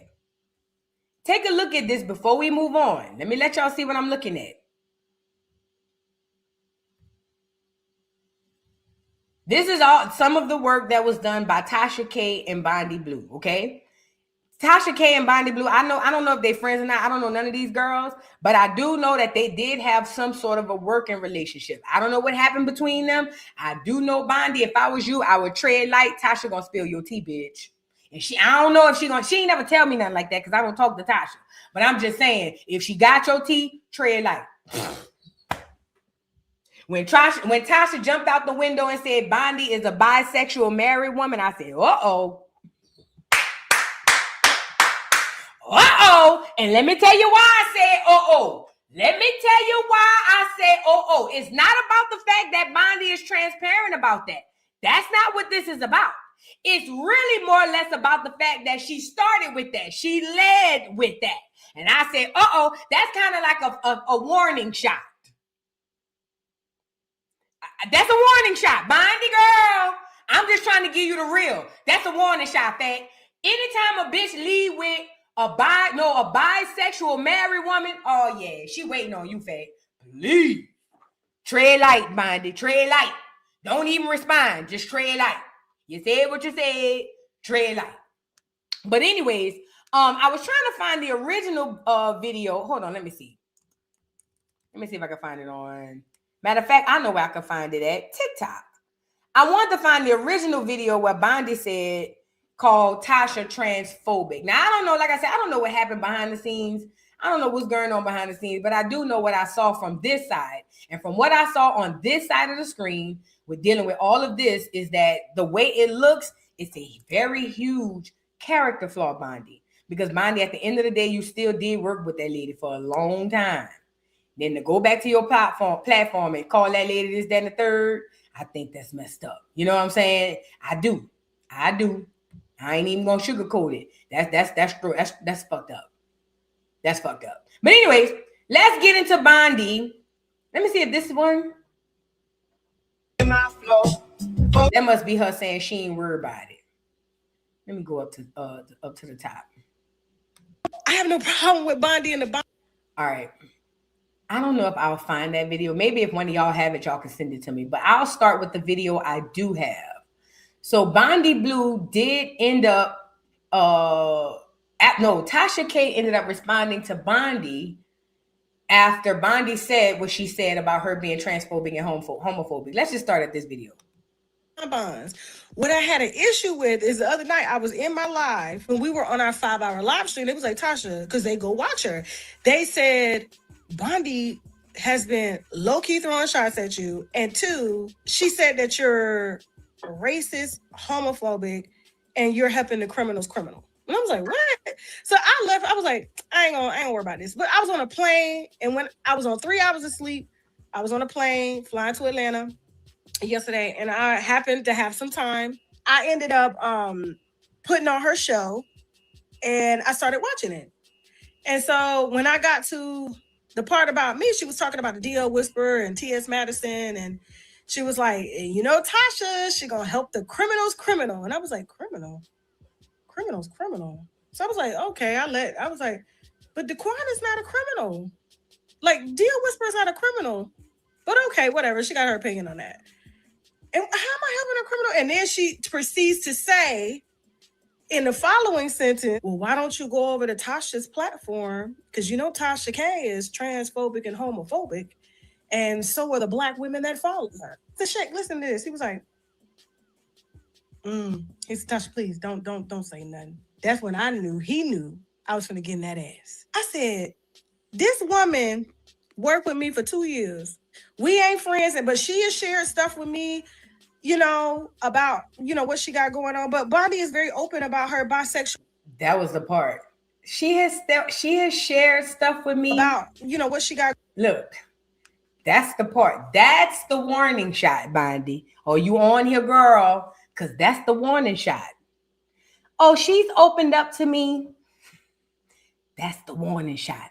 Tread light, fat. I wouldn't do it. Unless you feel like whatever she could say, you could stand in it, then roll it out. But I'm just saying, girl, that's your warning shot when she said that part right here. Look. Going on, but Bondy is very open about her bisexuality. I think people need to understand what phobia means. And I think the LGBTQ likes to throw that word around so loosely so that they can cover up the real shit that's in front of them, which is the issue that we're addressing at hand.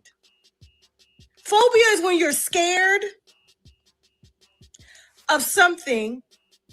You got a prejudice, you're racist against them. You are a bisexual woman. Why she keep saying I'm not that? scared of you. If I had a phobia against you, Bondi, you wouldn't have sat on my platform. And she is an intelligent woman. She's very intelligent. 2, she's from the South. 3, I feel like she's 35, maybe 36. She 10 years younger than me. There still may be a tad bit of immaturity, but I have winos from the age of 25 on up to 60, and I've listened to her, especially when she speaks on relationships.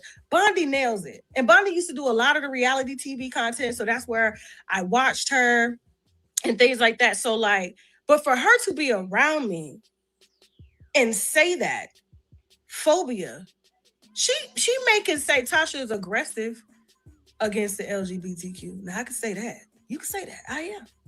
Like I'm being aggressive on her right now because I feel like y'all like to weaponize y'all status whenever you can't articulate a conversation. You're saying I'm helping the criminals criminal. This happens to be a gay man, but you said I'm homophobic.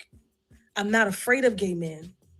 I hire gay men. I have gay men as best friends. Not just, oh, I have a gay best friend. I have gay men as best friends. I marry gay people. For Bondi to sit up and say, and you work with me as a bisexual woman, you know my head producer is part of the LGBTQ. For you to sit up and say that and label me so loosely, I said, well, when did I become homophobic and transphobic? Was it after you cashed the checks or after we parted ways with you? Because from what the winos told me, you didn't start throwing shots until after we parted ways with you as a company. Let's just say that was the case. I was dragging T.S. Madison before I hired you. See, I'm an equal opportunity dragger on my platform.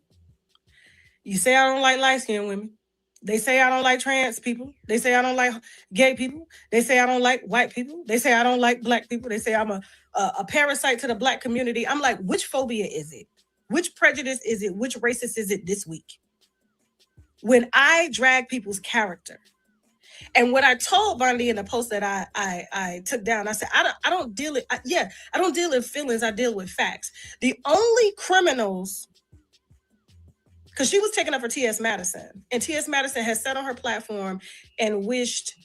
Let me pause just to give y'all a little context. So this is all not stemming from, but it has a lot to do with the DL Whisperer thing. Y'all put a 3 in the chat if y'all are up to date on the DL Whisperer. So if y'all don't know about the DL Whisperer, he's a guy on Instagram who be coming on here talking about DL men and how to spot them, right? Apparently he hooked up with Tasha K, but in the midst got into some beef with T.S. Madison and the rest of the punks. And apparently they had some beef to where they doxed him, he doxed them, and then he went around the crib or something of that nature. The DL Whisperer went to T.S. Madison's house. And I'm going to stop and say this. The DL Whisperer was wrong. He should have been arrested. And I don't want to hear, it's an open street. Yeah, when you're not threatening to do something to the people living on said street.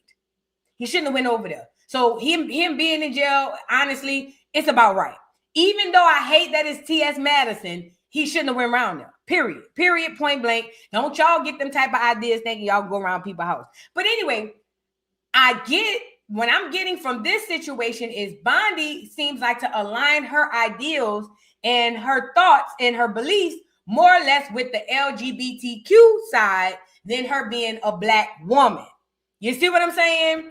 And I think that's the point Tasha is trying to make, because she's upset with Tasha about things that she said about T.S. Madison and about the DL Whisperer, because her making the comments about her being homophobic and transphobic was kind of surrounding that conversation. Tasha feels like, girl, he's not a criminal. And I don't know that to be true. Maybe he's not a criminal. But she was like, at the end of the day, as a Black woman, you would think you would align more with being a Black woman than your sexuality. That's what Tasha is saying. Now, I'm going to be honest. If I was Bondi, I wouldn't have went by Tasha. And if I was Tasha, I wouldn't have went called Bondi. I'm going to be real. I ain't going to tell you why, because I feel like it's messy. But if I was Tasha, I would have never called Bondi. And if I was Bondi, I would have never responded to Tasha. And this is what happens when everybody goes against their better judgment. That higher self, that first mind, they never lied to you. Does that make sense? The first mind never lies to you. It's the second and the third when you got a question. So let's get back into Tasha and talk about this Bondi thing. All types of things against me and my children. But Bondi don't have kids, so she don't understand that. She don't understand how it is for a man that portrays himself to be a woman wants to downgrade a woman. She would rather just protect her cause because that's her shield. Y'all could say, because you know what the haters say, she falls out with everybody. Do I fall out? Or do these people play in my face? I didn't have any strings attached when I helped Bondi. I've never spoken about Bondi. Tasha, you fall out with people too. I'm not saying nobody don't play in your face, but Tasha, girl, at some point, you got to pull that mirror to your face, girl. It's you too. It's you, Tasha. Yeah, it's you too. I'm not about to sit up here and let you do it and make like Bondi is just one of these people. No. It's you too, Tasha. It's you too. It's you. It's you. It's you. It's you. It's both of y'all, to be honest. But I'm not going to sit on here and act like it's just Bondi. You get into it with everybody you come across. That is for a reason, Tasha. I got to be real. Bring me a video where I said anything negative about Bondi. You could have called me and had a conversation. And I could have called you. But I didn't take to my platform to call out somebody that I knew. Because I could have just went to you. So, thank you so much. I love you guys. Ground it up in a powder. I put it in, you can put it in your water. You can put it in your coffee. I like to take it in my smoothies because I don't like to taste it. It tastes like, you can actually use this to make mushroom gravy. A lot of y'all eat cream and mushroom gravy. I forgot she was putting these long ass commercials at the end of her shows. But let me say this. Like I said earlier, I think my biggest issue with Bondi is a character issue. And the only character issue is I'm not saying she wrong for saying what she said about Tasha. She might be right. Tasha might be a homophobe and a transphobe. Now, do I give a damn? But she might be right. My thing is how you did that. You ate with that girl. That girl paid you. You went on her channel. You gained more followers, Bondi. And then you went back to your channel and screw Tasha. You called all of them girls over there winos. You called all them winos over there drunks. Yeah, that's cool. That's cold. That's cold-blooded. Cold-blooded. That's cold. I ain't gonna lie. But Tasha, you get that. That's what you get for too. Because you shouldn't have went got her. I ain't gonna lie. You shouldn't have went got her. I don't think she was a good fit. I'm going to be honest. I just think personality-wise, she wasn't a good fit. And I'm not being negative. I'm just being truthful. I just don't think Bondi was a good fit on Tasha K. I think that Bondi does very informative content, but I don't think sitting in behind that wine cellar thing with the blue in the bite, I don't think that was a good fit. So I would have never went got her. I wouldn't have. And I think that a lot of the winos started to tolerate Bondi, but they didn't too particularly really truly enjoy her. Some of them did, but for the majority, they wouldn't because it's two polar opposite of personalities. They don't come there for the person to just be like, so what's up, y'all? I'm here to talk about this, that, and the third. They don't come to Tasha K channel for that. They come to Tasha K channel for her to act a fool, which is what she does. Y'all come to my channel for me to act a fool, which is what I do. If I put somebody in this chair right now and they on here here saying, hey, y'all, welcome to Voodoo Doll TV. Y'all get the likes up. Voodoo not here. Y'all will be like, man, get Voo back. Call Voo. Get Voo over here. Get Voo around here. Come on, go get her. Go get her.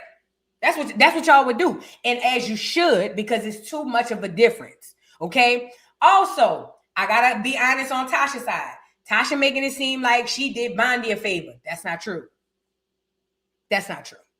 Tasha had other jobs. Tasha didn't want this money to stop on YouTube. So what Tasha did was find stand-ins to keep the money going. So while I'm out here playing comedian, Tasha K Live and Tasha K Unwind on the YouTube is still making money. Does that make sense? So yes, you did in a way give her a job to help her, but it was still more or less to help you, Tasha. I'm not about to let you do that. You was not this giving person just trying to help a whole bunch of YouTubers.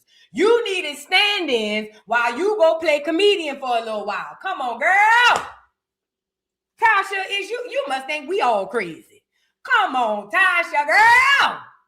We all was there. We watching, girl. You ain't give nobody no opportunities. You need employees. Had to throw that out there. Now, I got to say the real part. I got to say the quiet part out loud because I wouldn't be right if I didn't say it how it go.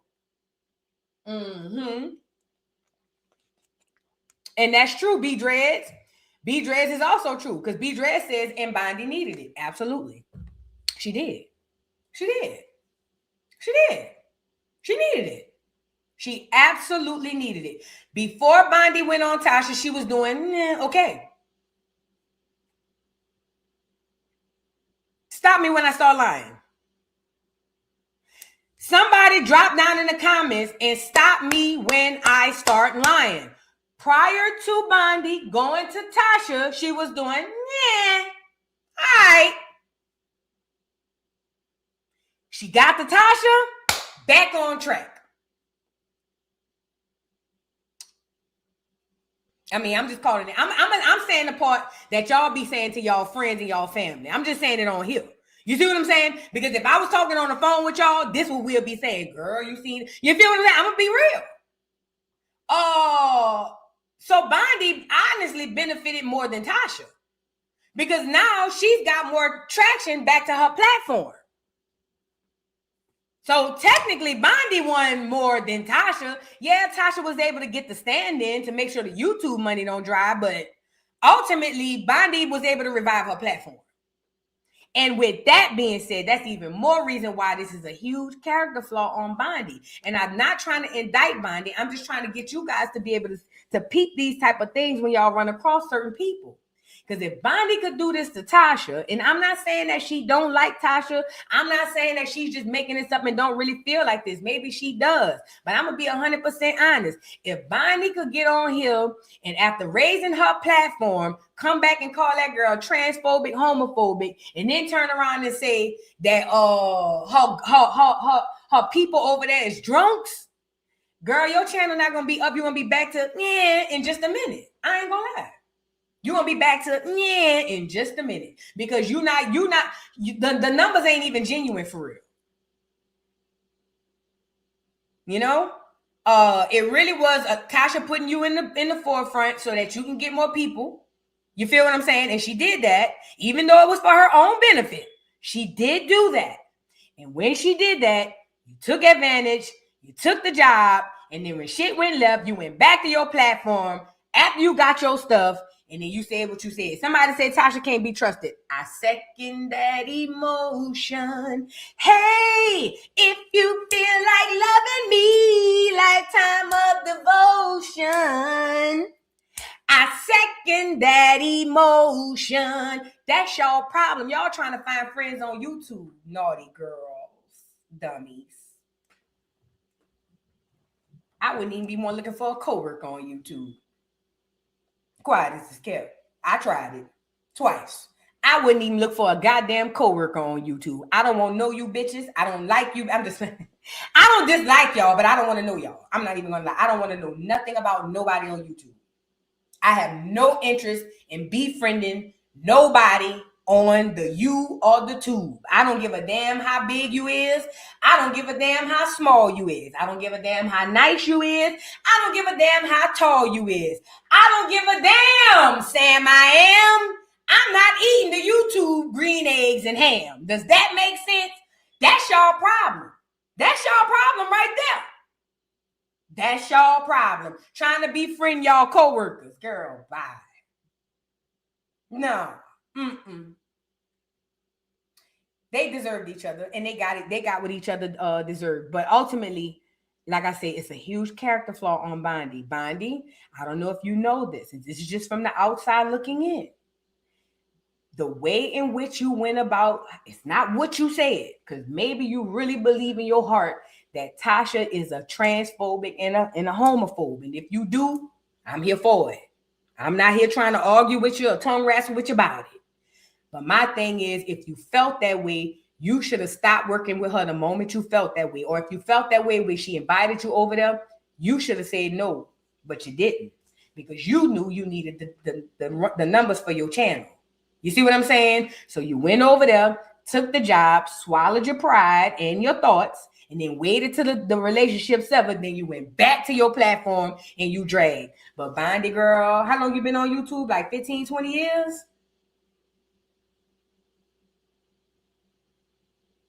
I don't know how this is going to help or hurt your future relationships with other YouTubers, but then they'll do it because they be desperate too. So they'll work with you. But I'm just saying, like, you know what I'm saying? I just think it's messed up. Bondi did respond to some of the stuff. Hold on. Let me get Bondi up here. Bondi did respond to some things.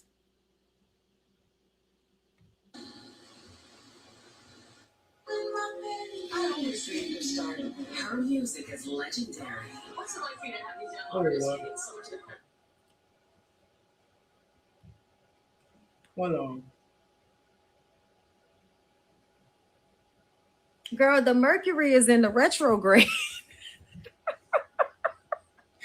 Bitch, the Mercury is in the retrograde. My God, on today.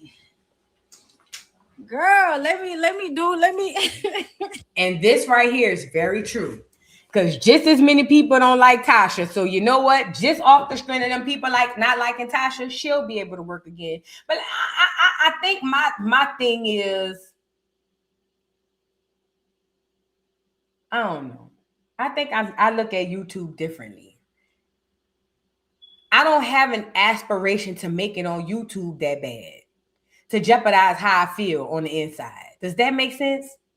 Like, I don't want to go viral that bad. I don't want to hit 1 million subscribers that bad. I don't want to do nothing that bad to where it compromises how I truly feel on the inside. I just don't. I don't see nothing, even if somebody said they made $1 trillion off this bitch. I don't see nothing on YouTube that's going to make me compromise the way I feel to go against it. I just don't get it. And I don't know if these girls, I heard Tasha was doing all she did with the Cardi to get to 1 million subscribers. I believe it. I just don't have that type of, I don't give a fuck. I just don't. As long as I can pay my bills and put food in my clothes and my stomach, I'm Gucci. What is y'all saying? I don't need none of this ugly ass shit. All of this collabing, all of this, oh girl, let's hang out, oh, let's do a panel. Girl, fuck all of that. Ain't doing none of it. None of it. With none of you hoes. You got to do it. And don't have an aspiration to do it. Not because of you and personally, not because of you personally, because I understand the game. It only took me once. I did one panel, well, 1.5, and the half wasn't the problem. But the one panel I did taught me, cut this shit off at the head. Cut this shit off at the head. All of this working together and rubbing shoulders, hell no. If you can't make it on your own, you don't need to be here.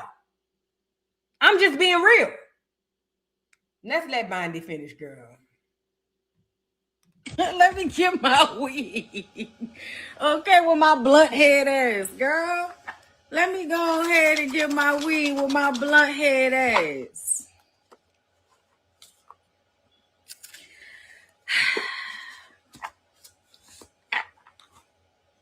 I got that shirt, that top. When I tell y'all, I was just laying here on my sofa chilling because it was just my anniversary last week, and I was just, girl, I was recalibrating after. Hey, and that's the funny part. I don't even smoke blunts. Girl, I don't smoke blunts. Oh my God. Oh my God, girl. Like that, I was just like, whoa, no, what happened? What did I say? Y'all, Tasha said that, I don't know what she said, because she wrote a paragraph and I wasn't reading all of that, because essentially you have my phone number. And if you was upset. But Bondi, you got her phone number too. Why you ain't call her and tell her she was transphobic, Bondi? It go both ways. The phone worked both ways. Just like Tasha could have called you, and she could have. She didn't have to go on YouTube, but she met you where you found her at. You could have called Tasha and said, Tasha, I feel like that shit you got going on with the DL Whisperer, that's some transphobic ass shit. I would have. If me and Tasha was cool, or at least cordial, where I got her phone number, if Tasha called me and be like, girl, you heard about the DL, I'd be like, bitch, you out of pocket. I would tell her, yeah, bitch, you out of pocket. I ain't gonna hold you. But you didn't do that, Bondi. You waited till you went back to your platform. That's my biggest problem. You ain't do that. And that's something I said. You could have just hit me up. And then she in the comments talking about after you cashed all the checks. I was like, yeah, like what are we doing? Go ahead on. I don't blame you, Bondi. Yeah, bitch. You gave me a job. I took the job.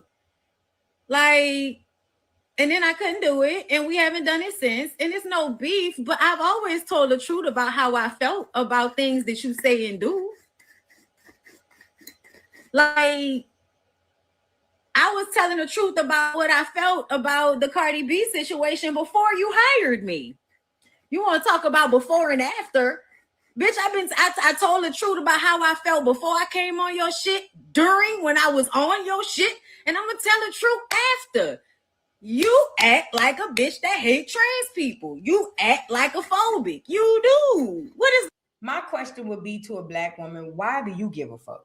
And I'm not saying that you shouldn't take up for trans people. I think that anybody being bullied or screwed over should be protected. That's not what I'm saying. Why does Tasha's feelings about them people affect you and her personally? This is just my genuine question. I get it. They say she's bisexual.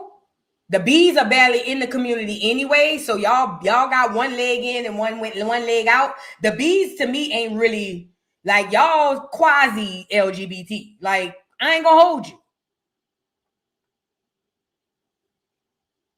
Like, I get it. Even if she's a bisexual woman, I still don't understand how that comes before being a woman. And why there's already a whole system protecting a group of people. Why does a black woman need to beef with another black woman behind them people who have a system to protect them? This is a genuine question. And then furthermore, the DL Whisperer thing is between DL Whisperer and this Sissy Madison. That's two men. Two. You think I'm about to go get in between that and take one of them niggas' sides? Fuck no. Ain't taking the DL Whisperer side. Ain't taking TS side. That's two niggas. That's two. That's two different niggas. So as a black woman, this is just my genuine question. Take Tasha off the table. Why is her being transphobic and homophobic such a big deal to you? And if your sexuality means more to you than your black womanhood, then I get it. But I just need to know. You see what I'm saying? And you couldn't have had that much of an issue with her. You went over there and worked. I don't know. I'm just saying the quiet part out loud. the problem? I thought you was okay with being transphobic. I'm trying to understand how I said something wrong by saying you transphobic. You do make it a point to like support weirdo people, bruh. Like I don't know why that's upsetting.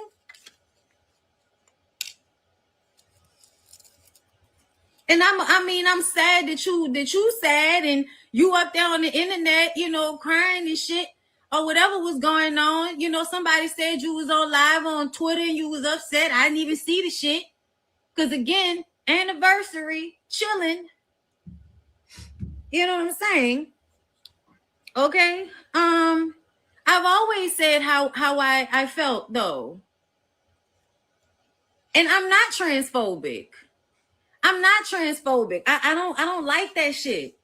And in all honesty, my mind has changed a lot since the last time I was on her shit. Yeah, my mind has changed a lot about it. I now really do understand the difference between gender and sex. I don't feel like anybody's identity has anything to do with mine. And I don't unnecessarily beef with people, and I'm not online arguing with people about how they can identify and what they could think of themselves as. So I don't know. I don't think that that's what's going on. I don't think their argument is about who's a man and who's a woman. Yeah, that comes up in the arguments, but I don't think that's solely what they be arguing about. I think their argument is about their own personal beefs. But again, what does this have to do with Bondi Blue? Unless she's allies with them dudes, then that's different. If she and TS is like this, then that's something else. She could be like, cause bitch, TS my motherfucking partner, and I'm gonna do dot. Then I get that. Then I'm gonna say, let me shut my little bald head ass up. But if you don't have no personal relationship with this Sissy Madison, why you feel like you gotta be the sacrificial lamb between them? I don't understand. And then she said something that caught my attention. At first, she said her mind did change from the last time of her being there, and now she understands the difference between gender and sex. So I said, okay, she's been indoctrinated. Cool. But my thing is, what does that have to do with Bondi Blue and Tasha K? This is a genuine question. Tasha is homophobic. You knew that before you got the job. Even if you got more education on it later on, you knew she was quote unquote homophobic before you got the job. My question then would be, what does Tasha's feelings about them people have to do with you? And if you felt some type of way, you shouldn't have took the job. I'm just saying, you shouldn't have took the job. You should have stayed on your platform and rolled out your people the way you was rolling out your people, however many people you used to have over there. And you should have stayed over there and followed your convictions and say, you know what? I don't give a damn how much I need or what I want. I know that I don't like the fact that she homophobic. I don't like the fact that she transphobic. F her. That's what I would have did. And I'm going to sit over here on my platform. That's what I would have did. And guess what? I'm going to roll this bitch out. I don't care if it's 30 people on this bitch. We going to roll it out. Everybody different. I just find it, I don't think that this is why Bondi is mad with Tasha. I think this is why Bondi is saying she's mad with Tasha. I don't think this is why Bondi is mad with Tasha. I don't know what I said wrong. I don't know why Tasha is upset with me. Because of what I don't know why she cursing me out on the internet. I think it's hilarious because I didn't even say nothing. You know she got people that be watching you. Yeah. She clipped me like I called her transphobic and now she mad at me. But it's like you kind of are. Money, like what's if you don't? I mean, I don't understand why being called transphobic is a bad thing. If you're transphobic, like why are you upset about it? When you said those words, Bondi, you knew exactly why you said them. Don't do that. You knew exactly why you said what you said. You called her transphobic because you know that is a buzzword to make her mad and to get everybody's ears tingling like, OMG, who's the person we need to kill next? That's why you use those words. Stop it, Bondi. Stop it. Don't do that. I don't understand. If you know you transphobic, why are you mad that I called you transphobic? Because, bitch, you calling me transphobic on the internet could really get me fucked up out here. Are you dumb? And I don't mean to call Bondi no bitch. I'm just speaking out loud. You feel what I'm saying? Come on, man. What you mean? I just call her transphobic. What's the big deal? The big deal is if you felt like that, you shouldn't have went over there. And the second big deal is if you felt like that, you should have said it to her face. Not to the internet. That's what I would have did. I would have called Tasha and said, Tasha, you bald head bitch. I don't want to work over there no more. I just realized you transphobic. Click. That's what I would have did on my mama. On everything I love, I would have called Tasha just like that. You raggedy bitch. I just found out I woke up this morning and the epiphany happened. Bitch, you's a transphobic hoe. Fuck you, bitch. And I would have hung up. Then I would have went live and I would have came and said, yeah, I quit that whole show. Bop it out, bop, bop, bop. Yeah, you see what I'm saying? And then, because that by that time, I could come tell y'all, because I already told Tasha. But I would not have came and told y'all before I told Tasha. See, by the time I came live, Tasha would have already been trying to go live after me because I'd already been live. You see what I'm saying? I'm just being real.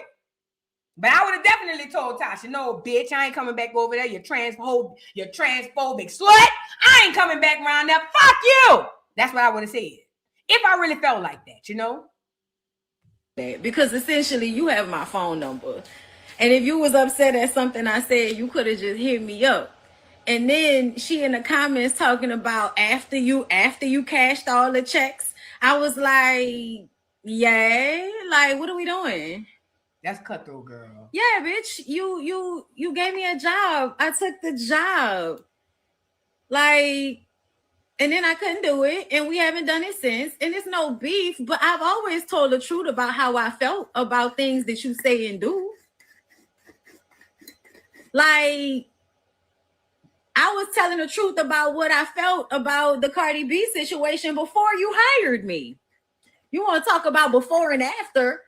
Bitch, I told the truth about how I felt before I came on your shit, during when I was on your shit, and I'm going to tell the truth after.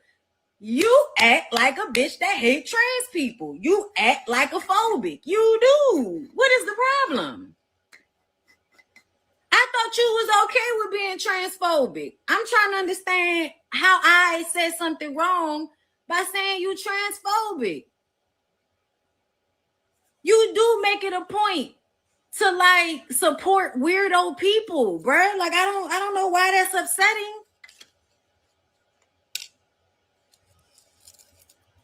And I'm sad that you sad and you up there on the internet, you know, crying and shit. Or whatever was going on. You know, somebody said you was on live on Twitter and you was upset. I didn't even see the shit. Because again, anniversary, chilling. You know what I'm saying? Okay. I've always said how I felt though. And I'm not transphobic. I don't like that shit. And in all honesty, my mind has changed a lot since the last time I was on her shit. Yeah, my mind has changed a lot about it. I now really do understand the difference between gender and sex. I don't feel like anybody's identity has anything to do with mine.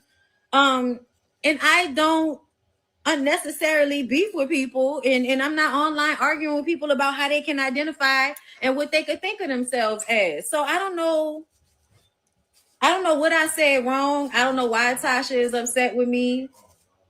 I don't know why she cursing me. You might be a narcissist, girl. Bondi might be a narcissist. What the fuck you mean you don't know why she upset with you? You came on the internet and said to your 1,000+ people in your comments that she was transphobic and homophobic. What do you mean you don't understand why? She might be a narcissist for real. I'm not even being funny. She might really for real be a narcissist. This is the type of motherfucker will paint you and swear to God you lying.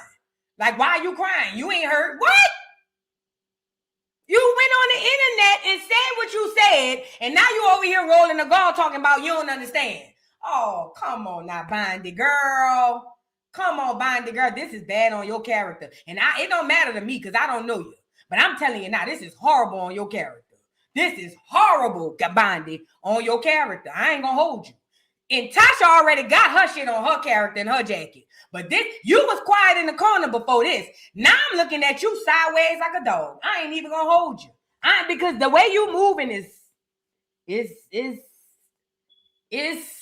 I don't like it. I don't like that. Your character is heavy in question. Heavy. Now you don't understand why she mad. You called her transphobic in front of your audience. You know she already dealing with what she dealing with. Of course she gonna get mad. I would be mad if I hired you for a job and then you left my job and dragged me. I would have came on here and dragged you down, Bondi. I ain't gonna hold you. If I was Tasha After I hired you and helped your platform, this why I say I don't need to be dealing with nobody. This why I'm right here. Because if that would have happened to me, if I would have extended my platform to help somebody, even if I needed it for myself too, if I would have extended my platform to help somebody and then you did what you did and then come back and play in my face like you don't understand why I'm upset, girl, you want to see a Pisces crash out? You would have got one from me. See, you lucky Tasha already got too much on her plate because you would have got one from me. I ain't going to hold you. It's just a character flaw for me. It's the character. I can't. And I will say this. You going back to your platform. You got your numbers up. Congratulations. I hope you can keep them up. Because you burning this bridge and you might have other bridges to get on. Maybe the TS will help you get a job or something. I don't know. But yeah. Yeah. This is bad. Real bad. Bondy. You might definitely be a narcissist. For you to sit up here and act like you don't know why that girl mad, you're more than likely a narcissist. More than likely. I'm going to go out on a limb because you crazy. Me out on the internet, I think it's hilarious because I didn't even say nothing. You got people that be watching you. Yeah. She clipped me like I called her transphobic and now she mad at me. But it's like you kind of are. Money, like what's... If you don't, I don't understand why being called transphobic is a bad thing. If you're transphobic, like, why are you upset about it? I don't get it. And I've been saying that I take video. Oh, Tasha might be a narcissist too. Didn't I tell you that this meetup was deserving on both ends? Somebody said if she a narcissist, what is Tasha? She might be a narcissist too. I don't know. I don't know these girls. I'm just going off of what I see off the internet. She might be a narcissist too. Girl, look, it would surprise me if she not none. Now what? I still say what I said. Like, for real. They deserve each other from what it sounds like. Goes down. Like, I've been saying that. I have anxiety. I was abused as a child. I don't like putting myself in unnecessary situations if I can help it. And so then why would you take the job? I know why. And I said that shit before I went on her channel and she knew that. And she said that to her. And I said it to her. So I'm like, I don't know why you're doing this, Tasha. Like, I'm not mad. I really feel like she's just going through a tough time right now. And that's just how it be. And I'm not about to do this. Her to be mad at you, so they putting 10 on 2. You hear me? Like, I'm just laughing. Because come on, girl, don't do that. Like, I didn't even say nothing. I didn't even say nothing. Not the husband. Not the husband in the background, singing in the background. Not the husband putting his 2 cents in, huh? I didn't even say nothing. Listen. All I know is, in this business, we talk our shit. We say what we want to say. And if I don't agree, bitch, I honestly, if we keeping it a buck, everybody know I show you a level of reverence. Everybody knows that anybody that watch me know. And that's because you came up with these people. I'm not no, newcomer. I'm a She just added a reply. Tasha didn't put me on. I've been doing this longer than her, and she is better at it than me. I would have never said that, bitch. I don't care if I knew it. You wouldn't have heard it out my mouth, bitch, please. I would have never got on no platform and said that hoe was better than me. Bitch, I don't give a fuck if that hoe was the second coming of Jesus. Wouldn't have got on the platform and said it. You've been doing this longer than her, and she's better than you? Yeah. Them words would have never left these lips, bitch. You'd have had to pry them out, bitch. They would have had to force me to write them down with a gun in my head, bitch, before you to get me to come on here and say any bitch better than me. I'm just saying. But you've been on here longer than Tasha. But Tasha the one had to give you the job. Damn. I would have saying that out loud. That would have made me think about that. Now I got mad with myself. She is better at doing all of this than me. That is absolutely true. But we're two different types of people, and she don't value peace the way I value peace. That's just all it is. Then that's that. We ain't even speak on it. Like, it ain't no beef, y'all. It ain't no beef. I don't know why she couldn't just text me or DM me like any other time she got some shit to say.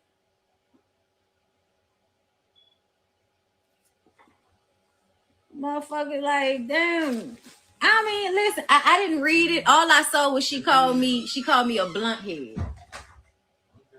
Now that she's smoking a blunt. I mean, I guess we not lying. I mean, that's you kind of lying. I don't smoke blunts. Technically, this is not a blunt. Okay, I'm not a blunt head. All right. Now, if you want to call me a weed head, you can do that. Yeah, I hit 100K before I got on Tasha's channel. And like she told a homegirl, Kandi couldn't even get me to a certain amount. Like, I know. You better at it than me. You make more money than me. Wait a minute. Stay right there. She said Kandi couldn't get her over. Wait. Back it up. She said she had 100K before Tasha. Let me see what she got now. She got 128,000. So she said she had 100K before Tasha. So that means Tasha probably gave her an extra 25, 30,000.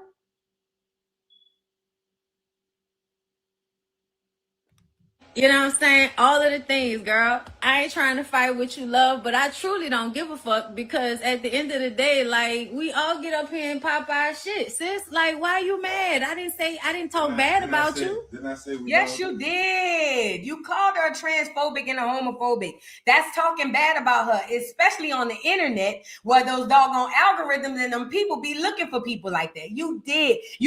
What Bondi did was the dog whistle. She act like them clear TSs. You did a dog whistle, Bondi, and you down bad for that shit. As a black woman, you're down bad for it, bro. You calling that girl transphobic and homophobic on this here internet, on YouTube, you knew exactly what that was. And now it shows that you aligning more with them niggas, and it also makes it look like black women are divided. You know what you did, bro. Don't do that. Oh man, I ain't even gonna say what I was about to say. Don't do that, bro. Don't do that.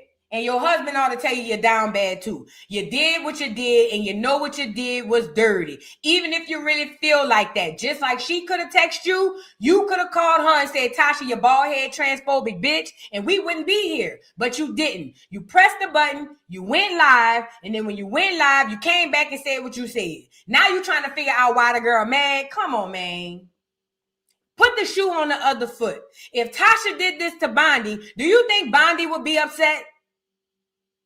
Because I think sometimes we have to do that so that we can really truly understand what's happening here. If Tasha was the lower platform and Bondi had the big platform, and Tasha came to Bondi's platform, gained followers, left Bondi's platform and called Bondi every word but the child of God, we'll be calling Tasha everything but the child of God because we'll feel like, well, damn, you bald head bitch. She wasn't all that when you was over there on that girl platform. That's what I would say.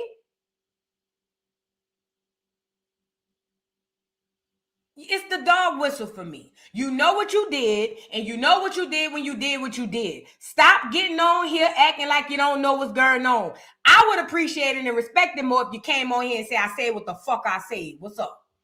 That's what I would have did. Bitch, called her transphobic. She is. Bitch, called the winos drunk. Y'all is. What's up? That's what I would have did. But you trying to stand in it and backpedal at the same time. I mean, I don't really understand what's the big deal. Like, what's the problem? Yeah, I called you transphobic, but what's the problem? You know what the problem is. Stand on it. Stand on it with your whole chest and tell Tasha to kick rocks up the street with no shoes on. That's all you got to do. You a bald-head, transphobic ass hoe. Now what? And then walk away. Don't do all of this lame ass shit you doing with your husband, girl. Don't do that. Okay, Eugene. Eugene? Ooh. That's the way I told you. Let's go. We're going up to the room. I've been up here for 2 minutes. I just came in here. I don't know how long you been there. I know you need to stop. I know it ain't that serious. You can let it go. I mean, I didn't know. Somebody said I didn't blunt. I mean, I didn't use Tasha. Why they say I used her? How did I use her? You gained followers. It's gonna be all That's this. wild. Just get off of that. That's too negative. You gain followers and traction to your channel. Prior to going on Tasha, it was nah. Now it's okay. So that's how you used her. You gained traction and you gained followers. Come on, man. We ain't come on for that. I got it. Not Eugene. Yeah, I mean, nigga, Eugene me. Ain't that shit good spot? It is. Oh. Nah, like at the end of the day, she can yell into the abyss. I'm not about to argue with Tasha. I feel like Tasha's just going through a bad time right now, and that ain't got nothing to do with me. You know, got nothing but love for it. People can feel however they feel. Like we know what it is. She and I know what it is. So I don't have to do all of that. Like, all right, girl. You know the internet is demented. I know. Yes, I am with your husband. It's not that serious. It's not that serious to me. It's not that serious. I told her that we was in the comments talking back and forth because I don't give a fuck. Like I said, I'm like, girl, I ain't even say nothing like that. Why you mad at me? She in the comments commenting back to everybody and all of that. Let me see. And I said, after all of that, I appreciate you. Tasha K, helping the criminals criminal. And he got arrested. He has been. I mean, that was the story. The story was that you doing the interview with him meant that he, you know, yeah, but helping the criminals criminal. I'm not gonna stop this no more. I'm gonna let her finish this out, but it's triggering me. Not in a bad way, because I know exactly what Bondi is doing. Bondi is playing that passive-aggressive bullshit game, and it looks really bad on her right now. I'm being real. Bondi trying to play stupid, and she's far from it. She's far from it. I don't understand what I said. That's what it was about. The DL whisperer. I don't even know why she mad. I don't understand. Let me let her finish so I can get her off of here. He violated his shit. Parole?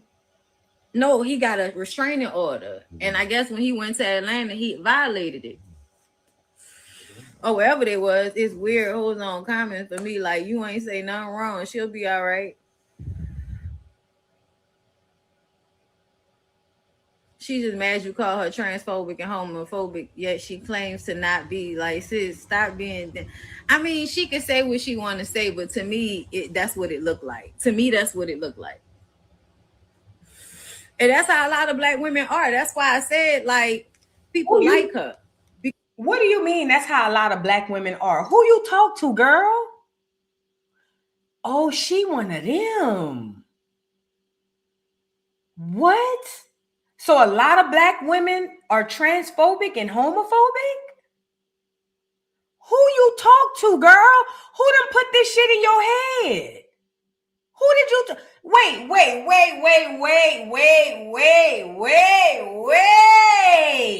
We looking at a Black woman say other Black women are normally transphobic and homophobic?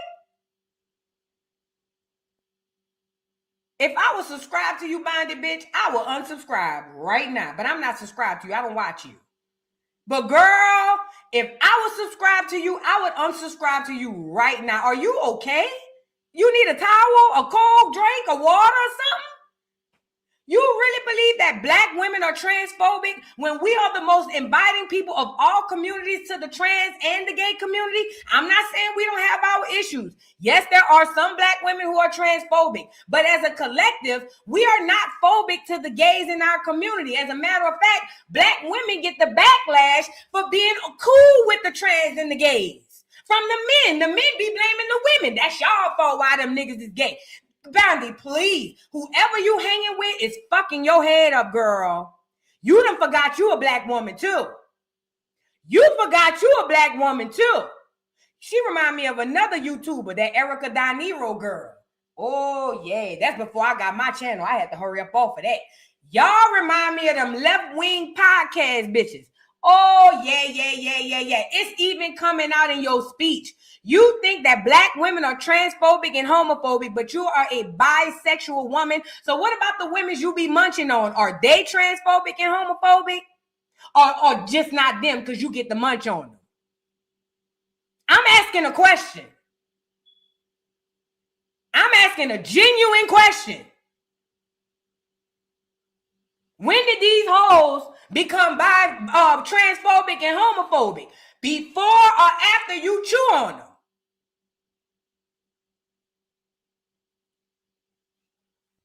Girl, whoever you hanging with got your head fucked up, Bondi. Girl, whoever you fucking with, whoever you talking to, got your head fucked up, Bondi. But I'm gonna let you live, girl. Because she, a lot of times thinks a lot, like problematic black women. Sorry. She hang around number punks. No, not punks. TSs. Problematic black women. Male identified. Problematic black women. You round the TSs all day, or you're talking to them a lot, or you round the people who talk like that. All that. Yeah, that's what it is. There go. I got it. I got problematic black women. Girl, you need to run away from wherever you at. That's why your channel can't pick up probably. You too far left wing probably. For real. And I'm not trying to be negative, but when y'all be doing this political shit and y'all make y'all platforms about politics, I'm telling you not, you not gonna grow. Unless you growing with the algorithm, right? Like right now, everybody on the algorithm is on the right side of politics. So if you on the left side, you're not going nowhere. But if you're on the right side, you'll grow. But at the end of the day, politics is wishy-washy. I find that content creators who have content that's geared around mostly politics, rather they lean one way or the other, they don't do well. They don't do well. That's probably why you can't grow the way you want to grow. Your mindset. People don't want to hear all that ugly ass shit every day. People don't want to come. We come to hear the housewives. We don't want to hear, because this one voted for Trump. We don't want to hear all that ugly ass shit. That's why. Now you know why your platform can't grow. You need to leave that shit alone, bro. You need to leave that shit alone. What? I did though.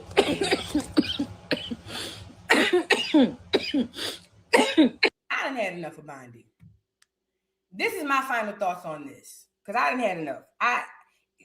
Yeah. They say her and Erica De Niro cool. That make all the sense in the world. There you go. Now I understand. Let me just say this. I don't give a damn about Tasha K or Bondi Blue. I just feel like from the outside looking in, my commentary is, Bondi, the fact of the matter is you needed Tasha. Regardless if Tasha used you, because she did. She used you to make sure that her platform kept going while she go play comedian. So she did use you, but you used her too. So we got to be honest about that. Y'all used each other. You went over there. You got the money. You got the platform back into the algorithm. And then you went back to your platform and said that girl was this, that, and the third. Sending out all kind of dog whistles. That's dirty on your part, Bondi. Even if you feel like that, that's dirty. It's cutthroat and it's dirty. And I'm starting to see why they left you in the corner of YouTube when I came on you. That's dirty. Dirty, low down. It just is. Not the way that you feel about Tasha. The way that you went about how you felt about Tasha.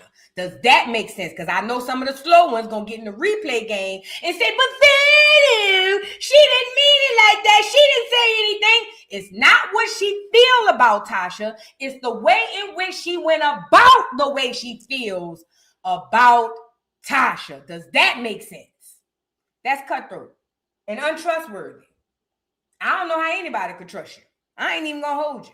But you sent out the dog whistles, calling that girl this, that, and the third. If I was you, I wouldn't respond back to Tasha because the next time you respond, I'm pretty sure she's gonna drag you.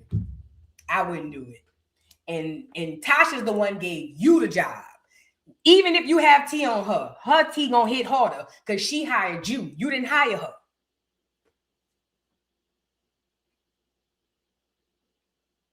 Oh, this is a good comment. Simply Monique says, but Tasha acts like if someone is held by her, then she is old forever. Absolutely. Because I seen her do it to Armand. I seen her do it to what's the boy name? The celebrity doctor. I seen her do it to him. I seen her do it to everybody who come across her. You are absolutely right. You are absolutely right. They both belong together.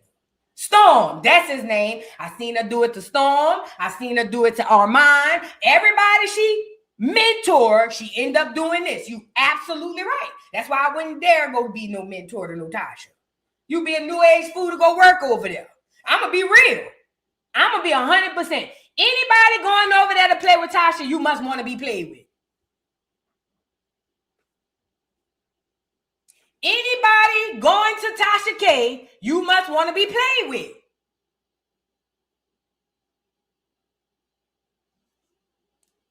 Two things could be true at the same time, man. Two things could be true at the same time. I want to get into Roly right quick, y'all. Did y'all see Roly's boyfriend expose her? Then I'm getting up off here. I'm already on here too long. Roly boyfriend exposed her. You know, every time Roly gets into it or gets out of a relationship, she exposed the people. Whenever she have a fallout with her friends, she'll come back and tell us this, that, and the third. So Roly got a boyfriend, and he ended up doing what she does to other people. So normally when Roly get on Mad Day, Roly will come over there and tell us all her friends' business. Well, this dude she with, he must be just like her, because he came out and put her business out. And this is after she tried to make it seem like he was crying after her when they broke up. I think I have, here go one of the videos. This the boyfriend. Because the fans who you confuse, that is for. Wait, I don't know if this music is what you call them, but let me go get, I think I saved it. I think I edited it to this. I have another video. So this boy was dragging for is this the right thing? This boy was dragging for what's this girl name? Hold on. This boy was dragging for Tasha. I mean, not Tasha. He was dragging for Roly. Where's my saved ones? All posts. Oh. Let me pull it out for you to see what the boy said about her. Nope. Hold on. Y'all get the likes up on the video.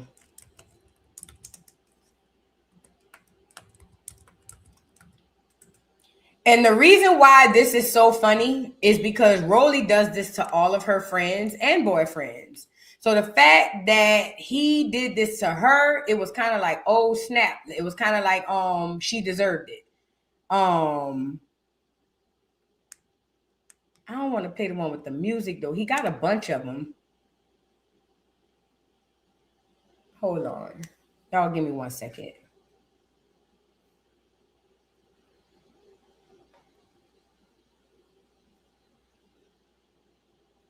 Y'all, hold on 1 second. I'm sorry. I just didn't want to play the one with the music because I don't know if it's copywritten. And Roly keep a new boyfriend, don't she? The boy says she stank and all types of stuff. He said that Roly talked about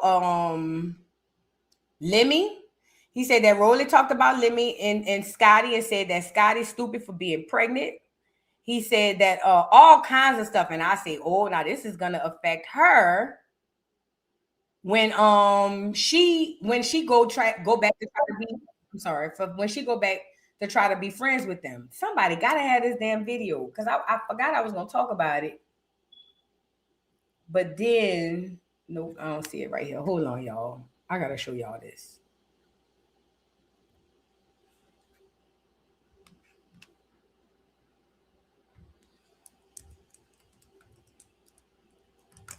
Hold on. Boyfriend.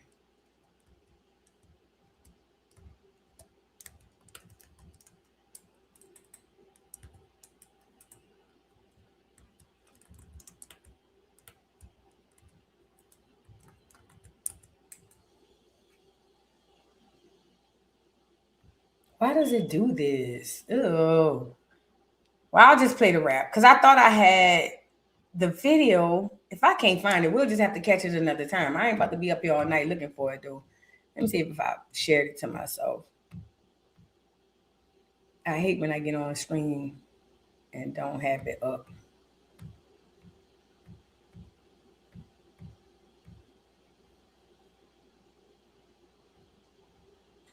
Oh, I know where it might be. It might be on this channel. Hold on, y'all.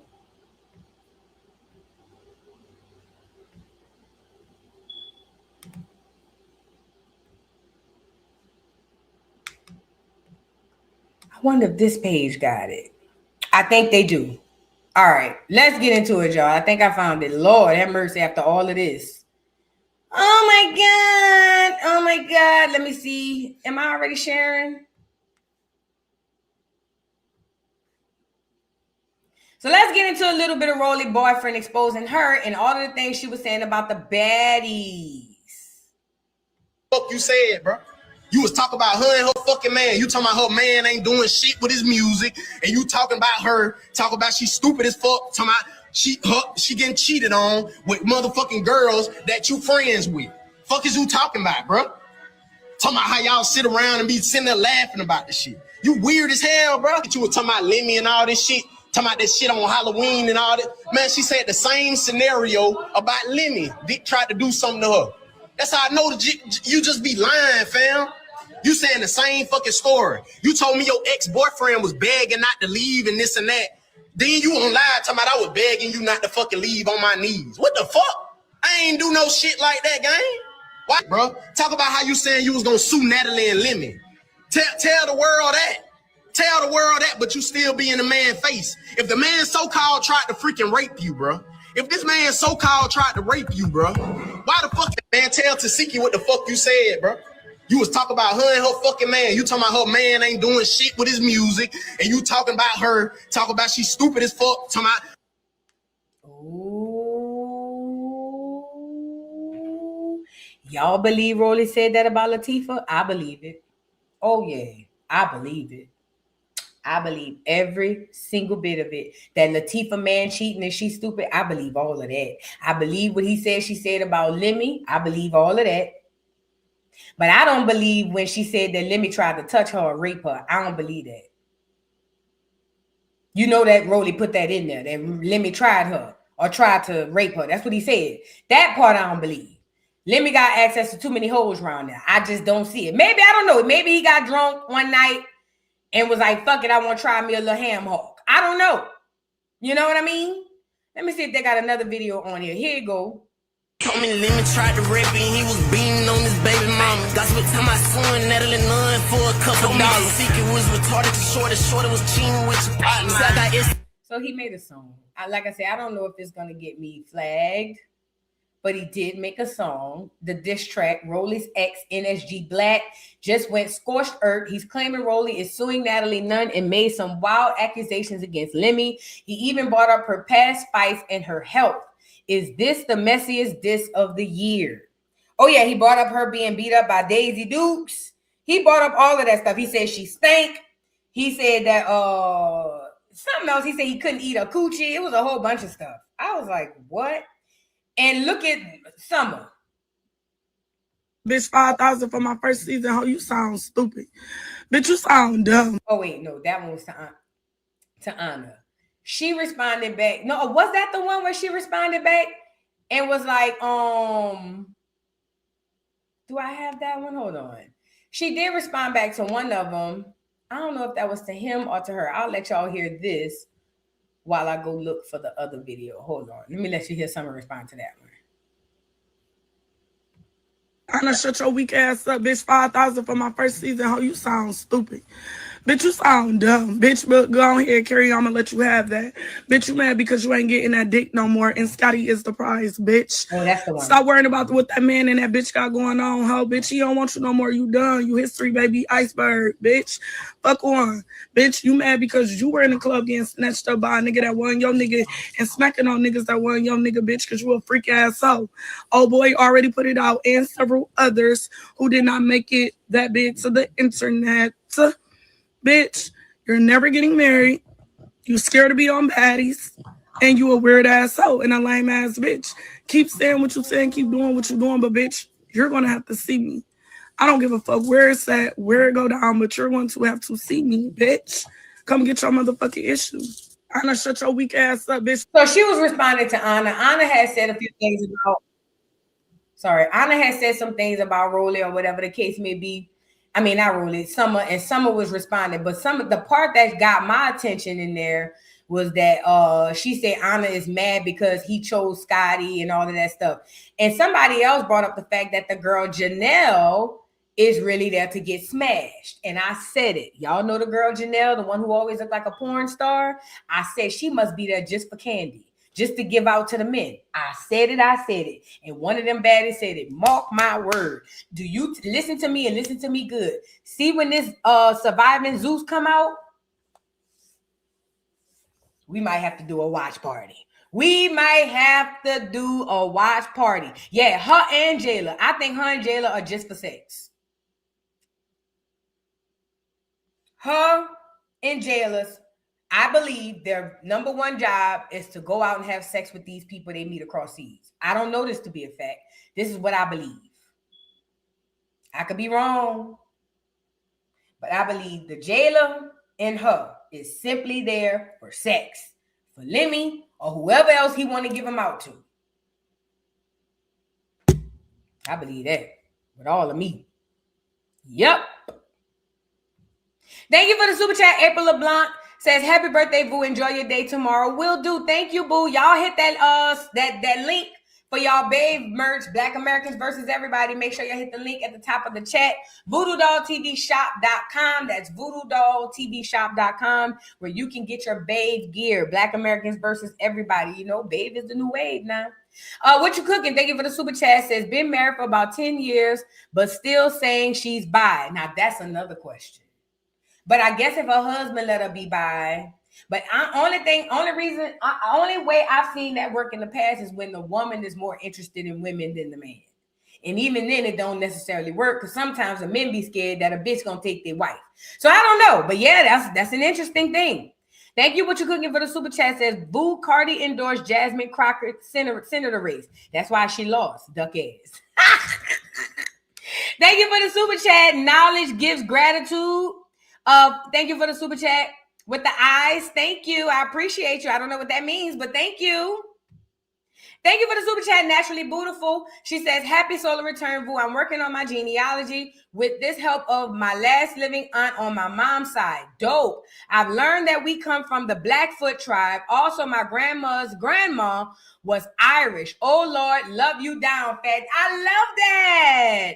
That is so dope, man. I love to hear that. I'm so glad, Naturally Beautiful, that you getting that genealogy done. For y'all over here, Black Americans, do your genealogy, please. Thank you. All it is a family tree, y'all. Do your genealogy. You're going to find out a whole lot of stuff. Thank you. Thank you, Naturally Beautiful. One Love Life. Thank you for the super chat. Says, take a old bath, boo, so the hair don't fall. LOL. Happy birthday. You know what's crazy? A whole bath. I was starting to do that today. I wrapped this shit up 50 times because I got it done yesterday. And I put some Pump It Up on it. Hopefully, it'll hold a little longer.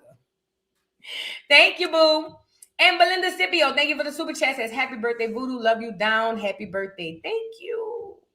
What you cooking? Thank you for the super chat. Says, boo, Cardi endorsed Jasmine Crockett. I've read that one. Thank you, beautiful. I'm sorry. And Dante Official, thank you so much for the super chat. Says, happy birthday, fat. Love you down and I love you back. And shout out to everybody in the building. I got to get up off of here. We had 2 hours. Girl, almost 3 hours. Bye. I'm getting off of here. I was not supposed to be on here this long. With that being said, love y'all. Catch y'all on the next one. Make sure y'all like the video, subscribe to the channel. Shout out to Replay Gang. Make sure y'all hype me up if you can, and I'll catch y'all later. Peace.